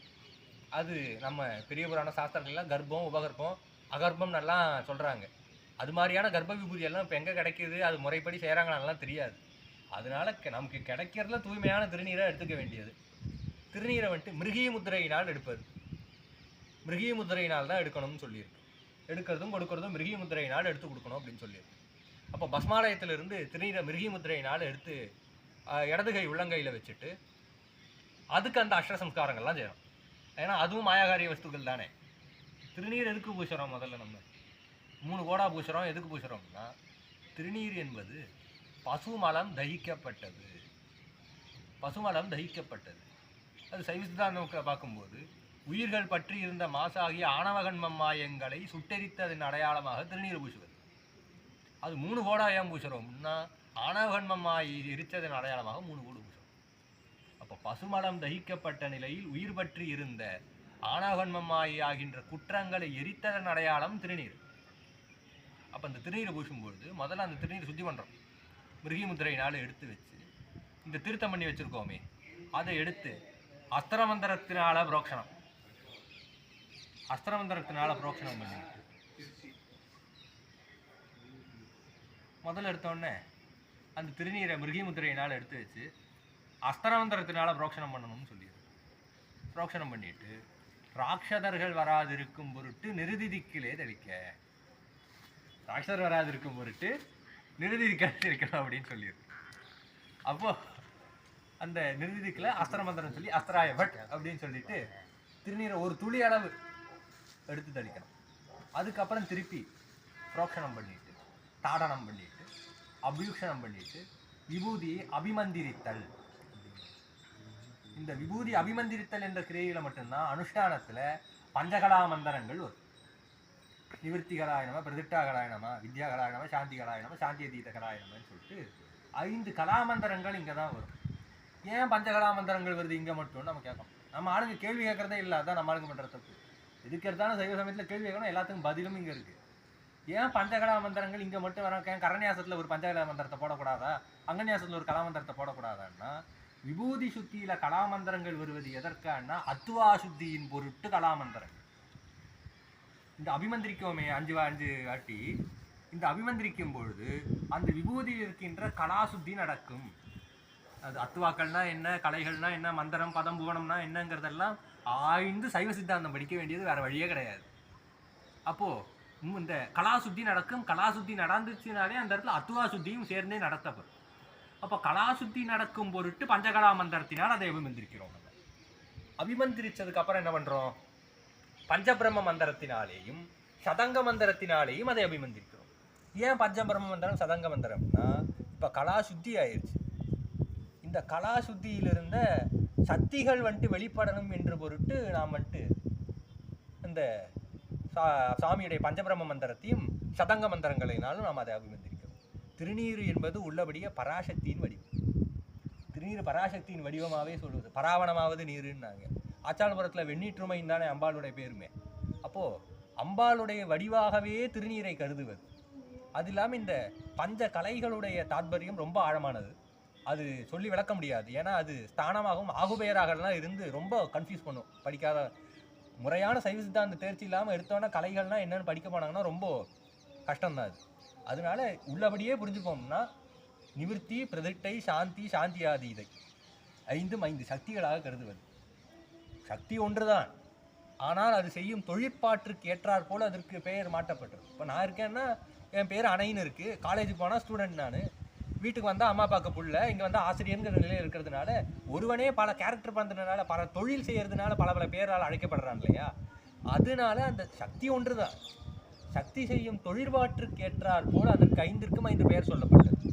அப்போ அந்த பஞ்ச சக்திகள் எது நிவர்த்தி செய்யும்? எதை நிவர்த்தி செய்யும்? உயிர்களை பாசபந்தத்திலிருந்து நிவர்த்தி செய்வதால் அதற்கு நிவர்த்தி என்று பெயர், நிவர்த்திகளை என்று பெயர். அடுத்து பிரதிஷ்டை செய்யும். இந்த நிவர்த்தி செய்யப்பட்ட அந்த ஆன்மாவை திருப்பி போக விடாத அளவுக்கு திருப்பி வந்துடும். அது எப்படியும் பாசத்திலிருந்து விட்டுப்பட்டா திருப்பி ஏதோ ஒரு பந்தத்தின் காரணமாகவோ ஏதோ ஒரு தாக்கத்தின் வினைப்பயனாகவோ அது திருப்பி வரக்கூடிய சூழ்நிலை ஏற்படும். அப்படி வராது அந்த நிவர்த்தி செய்யப்பட்ட நிலையிலேயே பிரதிஷ்டை செய்து நிற்க வைப்பது என்பது பிரதிஷ்டாகலை. அடுத்து வித்யாகலை. அந்த நிலையிலே உயிருக்கு சிவஞானத்தை ஊட்டுவது வித்யாகலை. சாந்தியாதீத கலை சிவஞானத்தில் தெளிவை கொடுக்கும். சாந்திகளை சிவஞானத்தில் தெளிவை கொடுக்கும். சாந்தி ஆதீத கலை என்பது அனுபூதி பூர்வமான அனுபூதி நிலையை முத்தி பேரை அது காட்டும் என்ற நிலையிலே பஞ்சசக்தியும் உயிர்களுக்கு இந்த பேரானந்தத்திற்கு வழி செய்யும் அந்த வழிகாட்டுதலாக இந்த பஞ்சசக்திகளும் கருதப்பட்டது. அதுதான் இந்த பஞ்ச கலைகள். இந்த பஞ்ச கலைகளுமே பார்த்தீங்கன்னா இந்த மாயா தத்துவங்கள் விரிந்து வரும்போது அதில் பஞ்ச கலைகள் வரும். சொற்பிரபஞ்சம் பொருட்பிரபஞ்சம்னு பிரியும் பொழுது, அத்வாக்களாக பிரியும் பொழுது அதில் பஞ்சகலைகள் வரும். அது வேற. இதில் இருக்கிற இந்த சக்தியில் வேற கூட பஞ்ச கலைகள் வேற. மொத்தம் 3 கலைகள் வரும். 3மே வேற நம்ம பார்த்து தெரிஞ்சுக்க வேண்டியது. வித்யா தத்துவத்தில் ஒரு கலை வரும், அது வேற. அதனால ஆய்ந்த சைவ சித்தாந்த அறிவு என்று இந்த அனுஷ்டானங்கிறது விளங்குறது கஷ்டம். இந்த நிலையில கலா சுத்தி பொருட்டு நாம் வந்துட்டு கலாமந்திரத்தை அபிமந்திரிக்கிறோம். கலா சக்திகள் விளங்கும் பொருட்டு நாம் வந்துட்டு பஞ்சபிரமத்தையும் சதங்கங்களையும் நாம் வந்துட்டு அபிமந்திரிக்கிறோம்னு பார்த்துக்க வேண்டியது. முதல் சொல்ற அந்த கலாமந்திரத்தை அபிமந்திரிப்பது என்பது மாயாகாரிய தத்துவ கலையாக இருக்கக்கூடிய அந்த கலை நீங்கும் பொருட்டு, பின்னாடி இருக்கிற பஞ்சபிரமமும் சதங்கமும் அபிமந்திரிப்பது என்பது அந்த பஞ்ச கலா சக்திகள் விளங்கும் பொருட்டும் அபிமந்திரிக்கிறோம். இப்போ சக்திமயமாக இருக்குது திருநீர், அது முழு தன்மையாக இருக்குது. அதை எடுத்து என்ன பண்ணணும்? பஸ்மாபிஷேகம். துளி அளவு திருநீர் எடுத்து பாதத்திலிருந்து சிரசு பரியந்தமாக போடுறது. அதனால் உடம்பெல்லாம் திருநீரால் அபிஷேகம் செய்வதாக பாவனை. அடுத்து பஸ்மாபிஷேகம் செய்ததுக்கப்புறம் பஸ்ம ஸ்நானம் என்று பேர். பஸ்ம ஸ்நானம் என்பது தான் இந்த திருநீரை திரிபுன்றமாக பூசுவது, 3 கோடுகளாக பூசுவது பஸ்ம ஸ்நானம்னு பேர். உச்சியில் 3 தரம் ஈசான மந்திரம் சொல்லி 3 தரம் ஓர் அங்குலம் தான் கணக்கு. இந்த ஒரு விரலில் பாதிக்கும் பாதி ஓர் அங்குலம், இந்த அளவு தான் கணக்கு. ஓர் அங்குல கணக்கில் 3 தரம் ஈசான மந்திரம் சொல்லிட்டு உச்சியில் வைக்கிறது. அதுக்கப்புறம் தத்புருஷ மந்திரம் சொல்லிட்டு நெத்தியில் 6 அங்குலம், 6 அங்குலம் மிகாமல் 3 வாட்டி பூசணும் தத்புருஷ மந்திரம் சொல்லிட்டு. அது இந்த புருவத்துக்குள்ளே இது ஒடுங்கணும்னு சொல்லுவாங்க. 6 அங்குலம் கணக்கு சுவாமி அப்படி அமைச்சிருக்கு. இந்த புருவத்திலிருந்து இந்த புருவ எண்டு வரைக்கும் பார்த்தீங்கன்னா 6 அங்குலம் கரெக்டாக வரும். அப்போ அந்த 6 அங்குலத்தோட கணக்கு இந்த புருவத்துக்குள்ளே ஒடுங்கிடும். அது வந்துட்டு இங்கே 3 தரம் தத்புருஷ மந்திரம் சொல்லிட்டு 3 தரம் திருநீர் பூச வேண்டியது. மார்பில் 3 தரம், அதே மாதிரி அகோர மந்திரம் சொல்லி 6 அங்குலம் பூச வேண்டியது முறைமை. ஏன்னா இந்த முறைமை மாறக்கூடாது. ஏன்னா அதிதெய்வதைகள் சொல்லப்பட்டிருக்கு தனித்தனி. அப்போது ஈசான மந்திரம் சொல்லி உச்சியில் 3 தரம் ஓர் அங்குலத்தில், தத்புருஷ மந்திரம் சொல்லி நெத்தியில் 3 தரம் 6 அங்குலத்தில், அகோர மந்திரம் சொல்லி மார்பில் 3 தரம் 6 அங்குலத்தில் பூசிட்டு, நாவியில் ஓர் அங்குலம் சொல்லிட்டு, வாமதேவ மந்திரம் சொல்லிட்டு நாவியிலையும், இதுக்கப்புறம் வர எல்லாமே சத்யோஜாத மந்திரம். நாவி வரைக்கும் வாமதேவ மந்திரம் வரும். அதுக்கப்புறம் இருக்கிற எல்லா ஸ்தானங்களையும் திருநீர் பூசது சத்யோஜாத மந்திரம். ஓரங்களும் ஒரு வாட்டி நாவியில் பூசிட்டு 2 முழங்கால்லையும் ஒரு அங்குலம் சத்யோஜாத மந்திரம் சொல்லிட்டு பூசணும்.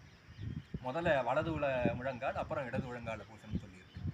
அதுக்கப்புறம் தோள்களில் 6 அங்குலம் பூசணும், ஒரு தரம் பூசணும். 6 அங்குலம் தோள்களில் ஒரு தரம். முதல்ல வலது தோல், அப்புறம் இடது தோல், அப்புறம் வலது மணிக்கட்டு சத்யோஜாத மந்திரம் சொல்லி ஓரங்குலம் தான் பூசணும். இழுத்து பூசிடக்கூடாது. ஓரங்குலம் தான் கணக்கு சொல்லியிருக்கு. ஓரங்குலம் சத்யோஜாத மந்திரம் சொல்லிட்டு, அதே மாதிரி இடது கட்டில் வந்துட்டு ஓரங்குலம், மணிக்கட்டில் ஓரங்குலம். அதுக்கப்புறம் 2 விழா, வலது விழா இடது விழா, 2மே ஓரங்குலம். அப்புறம் முதுகு தண்டோட அடிப்பகுதி மூலாதாரம் இருக்கிற இடத்துல முதுகில் அடியில் வந்துட்டு அங்கே சத்யோஜாத மந்திரம் சொல்லி அங்கே ஓரங்குலம். அதுக்கப்புறம் கழுத்தில் ஓரங்குலம் விடாமல் பூசுவது. கழுத்து மொத்தமாக ஓரங்குலம் விடாமல் பூசுகன்னு இருக்கும். அது நம்ம மடத்தில் என்ன வழக்கம்னா, கழுத்தில் மொத்தமாக பூசுறதை விட்டுட்டு பின்னாடி 2 கோடா போட்டுருவோம். நம்ம இந்த 2ம் ஜாயின் ஆகிற இடத்துல 2 கோடா சத்யோஜாத மந்திரம் சொல்லி பூசுறது நமக்கு வழக்கமாக இருக்குது.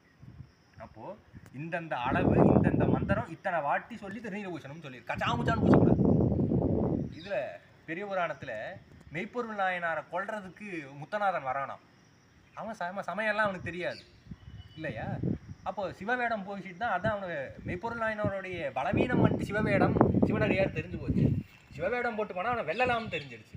அப்போ அவன் சிவவேஷம் பூசறான். எப்படி பூசணும்னெல்லாம் தெரியாது, கச்சாமுச்சான்னு பூசனானா. மெய்யெல்லாம் நீர் பூசி வேணிகள் முடித்து கட்டி அப்படின்னு உடம்பெல்லாம் கச்சாமுச்சான்னு திருநீர் பூசனானா முத்தநாதன். அப்போது அது மாதிரிலாம் பூசக்கூடாது. எந்தெந்த அளவில் எந்தெந்த இடத்துல எந்தெந்த மந்திரம் சொல்லி பூசணும்னு சொல்லியிருக்கோ அந்த அளவு மட்டுமே நம்ம பூசணும். அப்போ இந்த அளவில் பூச வேண்டியது. இதற்கு தனித்தனியே அதிதேவதைகள் சொல்லப்பட்டிருக்கு. அப்போ நவசக்திகளும் பிரம்மன், விஷ்ணு, உருத்திரன், சிவன் ஆகிய இது 5மே வந்துட்டு நமக்கு அதிதேவதாக சொல்லப்பட்டது. மேலே சதாசிவனும் உச்சியில் பூசும்போது அந்த இடத்துல சதாசிவனானவர் அந்த இடத்துல அதிதேவதையாக நிற்கின்றார். சதாசிவன் நெற்றியில் பூசும்போது மகேஸ்வரன் அதிதேவதையாக இருக்கின்றார். மார்பில் பூசும்போது உருத்திரன் அதிதேவதையாக நிற்கின்றார். இது அதே மாதிரி நாவியில் பூசும்போது பிரம்மா, 2 முழங்காலுக்குமே பார்த்தீங்கன்னா விஷ்ணு அதிதேவதையாக இருக்கின்றார். மேற்படி இருக்கின்ற 9 தானங்கள்லையும் பூசும்போது நவசக்திகள் அந்த இடத்துல அதிதேவதையாக சொல்லப்பட்டது. வாமை, ஜேஷ்டை, காளி, கலவிகரணி, பலவிகரணி, பலப்பிரதமணி, சர்வபூததமணி, அதே மாதிரி சர்வபூததமணி 2 விழாவுக்கும் சொல்லப்பட்டு முதுகுத்தந்தோட கீழையும் கழுத்துக்கு பின்புறமும் மட்டும் மனோன்மணி அதிதேவதையாக சொல்லப்பட்டது. அப்போது பிரம்ம விஷ்ணு அந்த பஞ்சகிருத்தியம் செய்யக்கூடிய தேவர்களும் நவசக்திகளும் திருநீறு பூசும் அங்கங்களுக்கு அதிதேவதையாக சொல்லப்பட்டது. அது இந்த நிலையில் திருநீர் பூசிட்டு திருநீர் பூசும்போது குழைக்கும்போது கவசமந்திரத்தினாலே நீர் விட்டு குழைக்கணும்னு சொல்லியிருக்கு. இடையிடையே சுத்தி செய்யும் பொருட்டு அஸ்திரமந்திரத்தையும் ஜபம் பண்ணிக்கணும் அப்படின்னு சொல்லியிருக்கு ஆகமத்தில். அதனால அந்த முறைமையில் பூசியெல்லாம் முடிச்சாச்சுன்னா கையில் திருநீர் எஞ்சும். அது எங்கே பூசுறதுன்னு தெரியாமல் இடுப்பில் தொடக்கிறது, மார்பில் பூசுறதுலாம் கூடாது. அதை முறையே ஜலம் விட்டு அலம்பிட்டு என்ன மந்திரம்னு சொல்லியிருக்கு. கவச மந்திரத்தினால ஜலம் விட்டு அலம்பிட்டு கையில் மாற்றிக்கிட்டு பஞ்சபிரம்ம மந்திரத்தை ஜபம் பண்ணிட்டு தலையில் புரோக்ஷனம் பண்ணும். இதுக்கு பேர் மந்திராபிஷேகம்னு பேர். மந்திராபிஷேகம் எதுக்கு பண்ணுறோம்னா இந்த இடத்துல இந்த சிவசக்திகள்லாம் பதிந்திருக்கு, இது மேலும் பிரகாசிக்கும் பறிட்டு நம்ம மந்திராபிஷேகம் பண்ணுறோம். மந்திராபிஷேகத்தினால் ஆணவ மலத்தினுடைய சேட்டை அடங்கும். இப்போ முறைமையே பார்த்தீங்கன்னா இந்த அஸ்திரோபியாசனை என்று சொல்லப்பட்ட கிரியையினால கண்மமலத்தினுடைய நீக்கமானது பெறப்பெற்றது. ஆசமனம் என்கின்ற கிரியையினால மாயாமலத்தினுடைய நீக்கம் பெறப்பெற்றது. இதுக்கப்புறம் இந்த மந்திராபிஷேகம் என்பதனால ஆணவ மலத்தினுடைய சேட்டையும் அடக்கப்பட்டது. 3 மலங்களினுடைய இடையூறும் இங்கிருந்து நீக்கப்பெற்றது. இப்போ இடையூறு நீங்கிய நிலையில நாம் அங்கன்யாச கரன்யாசம் செய்து உடலிலும் அங்கத்திலும் சிவத்தை பதிக்கின்றோம். இதுதான் அந்த கான்செப்ட். இப்படி செய்யும்போது முதல்ல என்ன பண்ணோம்னா அமிர்தாபிஷேகம் என்கின்ற மொத்தம் 3-4 ஸ்நானங்கள் வரும் இந்த அனுஷ்டானத்தில். அமல ஸ்நானம், மந்திர ஸ்நானம், பஸ்ம ஸ்நானம், இன்னொன்று அமிர்த ஸ்நானம் சொல்லிட்டு சேத்தாப்புல வரும். அதில் இந்த அமிர்த ஸ்நானம்ங்கிறது என்னன்னா உடம்பு மொத்தமாகவே இப்போ இந்த அபிஷேகம் பண்ணதை நம்ம தலையில் தெளிச்சுக்கிட்டோம். இது மந்திராபிஷேகம்னு சொல்லப்பட்டது. இப்போ கையில் இன்னும் கொஞ்சம் திருநீர் எஞ்சி இருக்கும். எப்படியும் எஞ்சும். அதை என்னன்னா முறையே கவச மந்திரத்தினால கழுகிட்டு அந்த தண்ணி கீழே அந்த பாத்திரத்தில் இருக்கும். அதில் திருநீர் இருக்கும். அதில் கலைகள் நம்ம அபிபந்தரிச்சனால அந்த மந்திர கலைகள் அதில் பொருந்தி இருக்கும். அதை எடுத்து ஹிருதயத்தில் ஒடுக்கிடுறது. அது அப்படியே போகக்கூடாதுன்னா திவ்ய முத்திரையினால அந்த கலைகளை எடுத்து ஹிருதயத்தில் ஒடுக்கிடணும். அதுவும் ஒடுங்கின நிலையில் இப்போது பரிபூர்ணமாக சிவசக்தி நம்ம மேல் பிரகாசிக்கிறது. இப்போது இந்த நிலையில் அங்கன்யாசம் பண்ணிட்டு ஆசமனம் பண்ணும் ஒரு சில இதில் இருக்குது. ஆசமனம் இல்லாமல் அங்கே ஸ்பரிசம் பண்ணிட்டு சக்தியே வௌஷடுன்னு சொல்லிட்டு வௌஷடாந்தமாக மகாமுத்திரை காட்டுறது. மகாமுத்திரையை காட்டுறதுனால அந்த சக்தி அமிர்தமானது நம்ம தேகம் மொத்தமாக நனையறதா பாவனை. இது அமிர்தாபிஷேகம் சொல்லிட்டு இந்த கிரியை விளக்கப்பட்டது. அப்போது அப்படி இந்த இதுவுமானது செயல்படப்பட்டது. பாஸ் பண்ணிப்போமா? 1 மணி ஆகும். மாகேஸ்வர பூஜைக்கு போனால் தெரியாது. இப்போது அமிர்தாபிஷேகம் பண்ண வேண்டியது. இப்போ கையில் சக்தி பொருந்தி இருப்பதாக கருதி சக்தியே ஔஷட் என்று மொத்த உடம்பிலும் அந்த அமிர்தம் நனைதாக கருதி மகாமுத்திரையானது காட்டணும்னு சொல்லியிருக்கு. மகாமுத்திரை காட்டினதுக்கப்புறம் இந்த தேகம் சக்திமயமாக இருப்பதாக பாவனை. சுவாமி திருமேனி கொள்ளும் பொழுது அஞ்செழுத்தை தன்னுடைய திருமேனியாக கொள்வார். தன்னுடைய திருவருட்சக்தியே தான் திருமேனியாக கொள்வார். ஆன்மாவை திருமேனியாக கொள்வார் என்றெல்லாம் சைவ சாஸ்திரம் பேசும். இன்னும் உபசார திருமேனிகள் என்று சொல்லும் பொழுதுதான் அவர் கும்பத்திலையும் தம்பத்திலையும் பிம்பத்திலையும் திருமேனியாக கொள்வர் என்று சொல்கின்றோம். அப்போ உண்மை திருமேனி என்று சொல்லும் பொழுது அவர் திருவருளையும் ஆன்மாவையும் அஞ்செழுத்தையும் திருமேனியாக கொள்வதே அவருக்கு உண்மை திருமேனி என்று சொல்கின்றோம். அப்போ இதில் சக்திபூர்வமாக இருக்கிற திருமேனியான நம்ம மேலே ஆவேசித்ததாக கணக்கு பண்ணிட்டு தான் நம்ம திருநீர் பூஷிட் சக்தியே பூஷிட் என்று அமிர்தம் நயந்ததாக பாவிக்கின்றோம். அடுத்து சிவத்தை பொருத்த வேண்டும். அந்த கிரியை தான் அங்கன்யாச கரன்யாச கிரியைகள். அங்கன்யாச கரன்யாசங்கிறது கையிலையும் உடம்பிலையும் சிவத்தை பதித்தல் என்ற நிலையில் அங்கன்யாச கரன்யாசங்கள் அமையும். கையில் சிவபெருமானுடைய அங்கங்களை பதித்தல், அங்கத்தில் சிவபெருமானை பதித்தல் என்ற நிலையில் அனுஷ்டானத்துக்கு அடிப்படையாக இருக்கிறதே அந்த 11 மந்திரங்கள், சம்ஹிதா மந்திரங்கள். ஈசான மூர்த்தம் தொடக்கமாக இருக்குது, அஸ்திர மந்திரம் கடைசியாக இருக்கிற சம்ஹிதா மந்திரங்களை இந்த கையில் முறையே பதித்து, கையில் பதித்த முறையிலேயே இந்த உடம்புலையும் வந்துட்டு அந்த சிவ அங்கங்களையும் பிரம்மங்களையும் நாம் படிக்கின்றோம், சிவபிரம்மங்களையும் பதிக்கின்றோம். அப்போ அதுக்கு முதல்ல சுவாமிக்கு ஆசனம் கல்பிக்கணும். சுவாமி அமர்றதுக்கு ஒரு ஆசனம் வேணும் இல்லையா? அதனால 2 கையும் வந்துட்டு சேர்த்தாப்புல இந்த புருவ மத்திக்கு நடுவில் வச்சு தான் நம்ம வந்து இது கரன்யாசம் பண்ணணும்னு சொல்லியிருக்கு. ஏன்னா புருவ மத்தியில் இருக்க அமிர்தையானது அதில் கொட்டி அதை தூய்மை செய்யும் என்ற பொருட்டு அந்த புருவ மத்திக்கு நடுவில் வச்சு நம்ம அங்கன்யாச கரன்யாச கிரிகள் செய்யணும் அப்படின்னு சொல்லியிருக்கு. அதன் பொருட்டு முதல்ல வந்துட்டு சிவாசனாய நமன்னு சொல்லிட்டு 2 கையும் சேர்க்கணும். சிவாசனாய நமன்னு சொல்லிட்டு 2 கையும் சேர்த்துட்டு சிவமூர்த்தையே நமன்னு சொல்லிட்டு 2 கட்டை வரலையும் உள்ளங்கையில் மடக்கணும். அப்போ அந்த இடத்துல சிவாசனம் ஆகிட்டு சுவாமியுடைய திருமேனியும் எழுந்துறதா பாவனை பண்ணிட்டு அந்த திருமேனியில் ஒவ்வொரு அங்கங்கள், சுவாமியுடைய 5 முகங்கள் இதை பதிக்கணும்.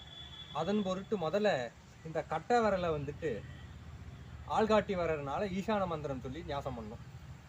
அப்புறம் தத்புருஷ மந்திரம் சொல்லி கட்டை வரலால் முறைப்படி இருக்கிற பின்னாடி வர ஒரு வரலாக ஞாசம் பண்ணும். தத்புருஷ மந்திரம் சொல்லி ஆள்காட்டி விரல், நடுவரில் வந்துட்டு அகோர மந்திரம் சொல்லி நடுவிரல், வாமதேவ மந்திரம் சொல்லிட்டு மோதிர விரல், சத்தியோஜாத மந்திரம் சொல்லிட்டு சுண்டு விரலில் ஞாசம் பண்ணிட்டு 5 முகங்கள் வந்ததாக இதில் கருதிட்டு அப்புறம் சுவாமிக்கு வித்யாதேகம் அப்படிங்கிற சுவாமிக்கு உருவகம் பண்ணுறோம். ஞானமயமான தேகத்தை உடையவன் அப்படிங்கிற நிலையில் வித்யாதேகாய நமன்னு சொல்லிட்டு மறுபடியும் முதல்ல எப்படி 2 கட்டை விரலை வந்துட்டு நம்ம இதில் வச்சோமோ, உள்ளங்கையில் வச்சோமோ, அதே மாதிரி வித்யாதேகாய நமன்னு சொல்லிட்டு உள்ள மடக்கிட்டு நேத்திர மந்திரம் சொல்லிட்டு நேத்திரேபியோ நமன்னு சொல்லிட்டு சுவாமிக்கு 3 நேத்திரங்கள் இருக்கிறது இல்லையா? அந்த 3 நேத்திரங்களும் பதியும் வகையாக இந்த நடுவில் இருக்கிற 3 வரலையும் உள்ள மடக்கிறோம். இப்போ சுவாமிக்கு 5 முகங்களும் உடம்பும் அதோடு சேர்த்து நேத்திரமும் நமக்கு இந்த கையிலே கல்பனை பண்ணியாச்சு. இதுக்கப்புறம் மூலமந்திரம் சொல்லி நமஸ்காரம் பண்ணும். மூலமந்திரத்தினால் நமஸ்காரம் பண்ணிட்டு இப்போ இந்த நிலையில் சுவாமிக்கு அங்கங்களை பதிப்பது, ஹிருதயம் தொடக்கமாக இருக்கிற அங்கங்கள், சுண்டு விரலில் தொடங்கி இப்போ நம்ம கட்டை விரல்லேருந்து சுண்டு விரல் வரைக்கும் போனோம். இப்போ திருப்பி சுண்டு விரல்லேருந்து கட்டை விரல் வரைக்கும் வரணும். அப்போது ஹிருதயம், சுண்டு விரலில் ஹிருதய ஞாசம், அப்புறம் சிரசு, பின்னாடி வரக்கு ஒரு விரலையும் அப்படியே தொடர்ச்சியாக அந்தந்த மந்திரங்கள் ஹிருதயம், சிரசு, சிகை, கவசம், அஸ்திரம். இதில் புதுசாக அனுஷ்டானம் எடுத்தவங்க எந்த இடத்துல குழம்பும்னா சங்கீதா மந்திரத்தை அப்படியே மனப்பாடம் பண்ணி வச்சுருப்பாங்க. இந்த நடுவில் நேத்திர மந்திரம் ஒன்று சேர்ந்துடும். ஹிருதயாய நம, சிரசாய நம, சிகாய நம, கவசாய நம, நேத்ரேபியோ நமன்னு சொல்லிட்டு இங்கே ஞாசம் பண்ணிவிடுவாங்க. அப்போ குழம்பும். அப்போ எங்கே அஸ்திர மந்திரம் வரும்னு சொல்லி குழம்பும். நம்ம ஏற்கனவே நேத்திர மந்திரம் சொல்லி 3 வரல மடக்கியிருக்கோம். அதனால இங்கே அங்கத்தில் நேத்திரம் சொல்கிற வேண்டிய கணக்கு இல்லை. அதனால கவசத்துக்கு அப்புறம் நேரம் நம்ம அஸ்திரத்துக்கு போயிட்டு கட்டை வரல அஸ்திரத்தை ஞாசம் பண்ண வேண்டியது. அதுதான் கரன்யாசம். சிவாசனாய நம, சிவமூர்த்தையே நம, ஈசானமூர்த்தையே நம, தத்புருஷ வக்ராய நம, அகோர ஹிருதயாய நம, வாமதேவ உக்யாய நம, சத்யோஜாத மூர்த்தையே நம, வித்யாதேகாய நம, நேத்ரேபியோ நம, மூலமந்திரம் சொல்லி நமஸ்காரம். அப்புறம் திருப்பி அங்கங்கள் ஹிருதயாய நம, சிரசே நம, சிகாய நம, கவசாய நம, அஸ்திராய நம. இப்போ இதெல்லாம் தனித்தனியே இந்த விரல்களில் பதிஞ்சிருக்கு. இதெல்லாம் ஏகத்துவம் அடையும் பொருட்டு, ஒருலைப்பாடு அடையும் பொருட்டு நம்ம என்ன பண்ணுறோம்? கவச மந்திரத்தினால கையை ஒன்றுக்கொன்று சுழற்றுகின்றோம். அப்போ அது ஏகத்துவம் மீதியதாக பாவனை அந்த இடத்துல. அப்புறம் மூலமந்திரம் சொல்லி திருப்பி நமஸ்காரம். இந்த அளவில் கரன்யாசம். அப்போது கையில் ஞாசம் செய்தல் இருந்தால் பதித்தல், கரத்திலே சிவபெருமானுடைய அவயங்களை பதித்தல் என்ற நிலையில் இந்த கரன்யாசக்கிரி. கரன்யாசம் படித்ததுக்கப்புறம் அங்கன்யாசம். அங்கன்யாசம்ங்கிறது இப்போ கையில் பதித்த அதே முறைமையில் உடம்புல சுவாமியோடைய அவயங்களை எல்லாம் நாம் பதிக்க போகிறோம். அப்போது இங்கே சிவாசனம் போட்டோம், சிவமூர்த்தி போட்டோம். அதே மாதிரி உடம்புல பதிக்கும்போது திவ்ய முத்திரையை சேர்க்கும்போது சிவாசனாய நம என்று சேர்த்து சிவமூர்த்தியே நமன்னு சொல்லிட்டு ஹிருதயத்தில் ஞாசம், சிவாசனாய நமன்னு சொல்லிட்டு கரன்யாசத்தில் சிவபெருமானுடைய அங்கங்களையும் முகங்களையும் கையில் பதிச்சதுக்கப்புறம் அடுத்து பண்ணுற கிரியை வந்துட்டு கரன்யாசத்தில் படித்ததுக்கப்புறம் அங்கன்யாசத்தில் வந்துட்டு நம்மளோட உடம்புல சிவபெருமானுடைய அங்கங்களை எல்லாம் அவயங்களை எல்லாம் பதிக்கிற அளவில் இருக்கிற கிரியை தான் அங்கன்யாசங்கிறது. அதில் முதல் பகுதி எப்படி கரத்தில் சிவாசனாய நம, சிவமூர்த்தியை நமன்னு போட்டோமோ அதே மாதிரி உடம்புலையும் சிவாசனத்தை கற்பித்து அந்த சிவமூர்த்தியை கற்பிக்கும் மூலமாக திவ்ய முத்திரையினால சிவாசனாய நம அப்படின்னு 2 வரியை கூட்டிட்டு சிவமூர்த்தியை நமன்னு சொல்லிட்டு ஹிருதயத்துக்கு ஞாசம் பண்ணிட்டு அதுக்கப்புறம் தொடர்ச்சியாக எந்தெந்த விரல்கள்ல என்னெல்லாம் மூர்த்தியை ஞாபகம் பண்ணுறோமோ, ஈசான மூர்த்தி தொடக்கமாக இருக்க 5 முகங்களை வந்துட்டு இந்த கையை ஞாபகம் பண்ணணும் இல்லையா, அது அப்படியே நம்ம வந்துட்டு நம்மளுடைய உடல்ல இருக்கிற அங்கங்கள்ல ஞாபகம் பண்றோம். கட்டை விரல்ல ஈசானமூர்த்தியை ஞாபகம் பண்றதுனால அதே கட்டை விரல்ல வந்து உச்சந்தலையில ஈசானமூர்த்தியை நம்ம சொல்லிட்டு ஈசான மந்திரம் சொல்லி ஞாபகம் பண்ணிட்டு, புருவ மத்தியில தத்புருஷ அக்ராயணம்னு சொல்லிட்டு தத்புருஷ மந்திரத்தினால ஞாபகம் பண்ணிட்டு, நடுவரல்னால ஹிருதயத்தில் அவர மந்திரம் சொல்லி ஞாபகம் பண்ணிட்டு, வாமதேவ மந்திரம் சொல்லி மோதிர விரல்னால நாபிக்கு நேரம் ஞாபகம் பண்ணிட்டு, சத்தியோஜாத மந்திரம் சொல்லிட்டு சுண்டு விரலால 2 பாதத்தையும் ஞாபகம் பண்றோம். இந்த அளவுல இது முடியுது, முகங்கள் எல்லாம் முடியுது. அதுக்கப்புறம் எப்படி வித்யாதேகம் போட்டு நேத்திரம் போட்டோம், அதே மாதிரி திவ்ய முத்திரையினால வித்யாதேகாயமே அப்படின்னு சொல்லிட்டு வித்யாதேகத்தை கற்பிக்கிறோம். ஞானமயமான தேகம் நமக்கு உண்டாவதாக பாவித்துட்டு 3 விரல்களை வச்சுட்டு 3 கண் எப்படி சிவபெருமா இருக்கும் அதே மாதிரி நமக்கும் 3 கண் வருவதாக பாவனை பண்ணிட்டு, நேத்திரேந்தியோனமான்னு சொல்லிட்டு 3 நேத்திரத்தையும் பாவனை பண்ணிட்டு, மூலமந்திரத்தை சொல்லிட்டு திவ்ய முத்திரையினால ஹிருதயத்தில் ஞாபகம் பண்ணும். இந்த மூலமந்திரத்தை வெளியே அடி சொல்லக்கூடாதுன்னா மூலமந்திரம் சொல்லிட்டு அப்படியே விட்டுறேன் நான். இப்போ மூலமந்திரம் சொல்லிட்டு ஹிருதயத்தில் ஞாபகம் பண்ணிட்டு, தொடர்ந்து வர விரல்கள் ஹிருதயம் தொடக்கமாக இருக்கிற ஹிருதயம், சிரசு, சிகை, கவசம், அஸ்திரம் இருக்கிற விரல்கள் அப்படியே தொடர்ச்சியா ஹிருதயாய நம, மோதிர விரல்னால சிரசே நம, நடுவரல்னால சிகாய நம, 2 ஆள்காட்டி விரலையும் கழுத்துக்கு பின்னாடி கொண்டு போயிட்டு மார்பரி அந்த வரை கொண்டு வந்து கவசாய நம அப்படின்னு காட்டிட்டு, இந்த வலது கையில இருக்கிற மோதிர விரல்னால இடது கையோட உள்ளங்கையும், இடது கையில இருக்கிற மோதிர விரல்னால வலது கையோட உள்ளங்கையும் ஞாசம் பண்ணிட்டு, அஸ்திராயணம் ஞாசம் பண்ணிட்டு, தாளத்திரயம் பண்ணிட்டு, கோயிடான முத்திரையினால தாளத்திரயம் பண்ணிட்டு, சோடிகா முத்திரையினால திக்பந்தனம் பண்ணிட்டு, அவகுண்டனம் பண்ணிட்டு, சிவாய ஊஷன்னு சொல்லிட்டு மகாமுத்திரைய நமக்கு நேர சிரசு பரியந்தமாக காட்ட வேண்டியது. இதனால நமக்கு வந்துட்டு சிவரூபம் வருவதாக பாவனை செய்யறது. இந்த அங்கன்யாசத்துல 2 கைகளை கவசமந்திரம் சொல்லி சுழற்றதுனாலையும், கரன்யாசத்துல 2 கையை சுழற்றதுனாலையும், அங்கன்யாசத்துல சிவாய ஊஷன்னு சொல்லிட்டு மகாமுந்திர காட்டுறதுனாலையும் இந்த அங்கங்கள் எல்லாம் ஒருநிலைப்பாடு அடைகிறது, ஏகத்துவம் இருக்கிறதுங்கிற அந்த கணக்குனால இப்படி அங்கன்யாசம் வருது. அங்கன்யாசம் பண்ணி முடிச்ச உடனே பிராணாயாமம் அப்படிங்கிறது. பிராணங்கிறது பிராணவாயு, அயமம்னா தடுத்தல் அர்த்தம். பிராணத்தை தடுத்து அதை முறைப்படி செலுத்தலுங்கிறதுக்கு பிராணாயாமம் பேர். அது ஏன் பிராணாயாமம் பண்றோம்னா, பிராணவாயுவினால் தான் இந்திரியங்கள் எல்லாம் செயல்படும். இந்த உடம்புல இருக்கிற ஞானேந்திரியங்கள், கர்மேந்திரியங்கள் எல்லாமே வந்து பிராணவாயுடைய செயல்பாட்டுக்கு இணங்கதான் நடக்கும். இப்ப இந்த பிராணத்தை நம்ம கட்டுப்படுத்தணும்னா அதோடைய சேட்டைகள் எல்லாம் தானாக ஆகும். அதனாலதான் பிராணாயாமம் வந்து எல்லா கிரேக்கும் முதன்மையாக சொல்லப்பட்டிருக்கு. பிராணாயாமம் பண்ணும்போது அது ஒரு சில பேருக்கு ஒரு உபதேசமாக இருக்கு. அந்த நிலையில என்ன உபதேசமோ அது மாதிரி எடுத்துக்க வேண்டியது. அடியருக்கு பெரிய உபதேசத்து என்னன்னா, வலது நாசியில உள்ள இழுக்கும் பொழுது பஞ்சகலா மந்திரம் சொல்லி இழுத்தும், உள்ள கும்பகத்துல நிறுத்தும் பொழுது சம்ஹிதா மந்திரம் சொல்லி நிறுத்தியும், திருப்பி வெளியே விடும் போதும் சம்ஹிதா மந்திரம் சொல்லியே வெளியே விடணும். இது மாதிரி திருப்பி இடது நாசியில் இழுத்து உள்ள நிறுத்தி ரோசகமாக வெளியில வலது நாசியில விடணும் அப்படிங்கிறத சொல்லியிருக்காங்க. அது அவங்களுடைய குருநாதர் எந்தெந்த நிலையில உபதேசம் பண்றாங்களோ அந்த நிலையில எடுக்க வேண்டியது. சம்ஹிதா மந்திரம் சொல்லியே உள்ள எழுதி நிறுத்திட்டு சம்ஹிதா மந்திரத்தினாலே விடுறதும் உண்டு கணக்கு. ஆனா நமக்கு திருமூலர் சொல்ற கணக்கு தான் இப்போ ஃபாலோ பண்றது, பின்பற்றுறது திருமூலருடைய கணக்கு தான். ஒரு பங்கு உள்ள எழுத்துறோம்னா 3 பங்கு உள்ள நிறுத்தணும், 2 பங்கு வெளியே வரணும். இப்போ 4 செகண்ட் உள்ள நான் எழுக்கிறேன்னா 4உடைய 3 பங்கு 12 மாத்திரை அளவுக்கு 12 செகண்டுக்கு உள்ள நான் நிறுத்தணும், 8 செகண்டுக்கு வெளியே வரணும் பிராணனை. அதே மாதிரி 4 தடவை எடுத்து 16 செகண்ட் நிறுத்தி 8 செகண்ட் வெளியே வரணும், 12 செகண்ட் நிறுத்தி 8 செகண்ட் வெளியே வரணும். இதுதான் பிராணாயாமத்துடைய கணக்கு. 1 3 2ங்கிற நிலையில பிராணாயாமம். வராகமுத்திரை, அந்த வராகமுத்திரைனால பிராணாயாமம் பண்ண வேண்டியது. இந்த கட்டவரல் வந்துட்டு வலது நாசியை மூடணும், மோதிரவரல் வந்து இடது நாசியை மூடணும். இடது நாசியை மூடிட்டு வலது நாசி வழியா உள்ள பிராணம் இழுத்துட்டு 2 நாசியை மூடிட்டு உள்ள நிறுத்திட்டு, அப்புறம் இடது நாசியை மோதிரவரல விட்டு திறந்து விட அது வழியா திருப்பி நம்ம சோரமாக உள்ள விடணும் பிராணனை. அப்படி திருப்பி இன்னொரு சைக்கிள் அப்படியே விடுறது தான் மொத்த பிராணாயாமம். இந்த பிராணாயாமத்தினால என்ன நடக்குதுன்னா, இந்திரியங்களுடைய சேட்டை எல்லாம் குறையுது, இந்திரியங்களுடைய ஆதிக்கங்கள் வந்து அதெல்லாம் நல்வழிப்படுதுங்கிற நிலையில பிராணாயாமம் நடக்குது.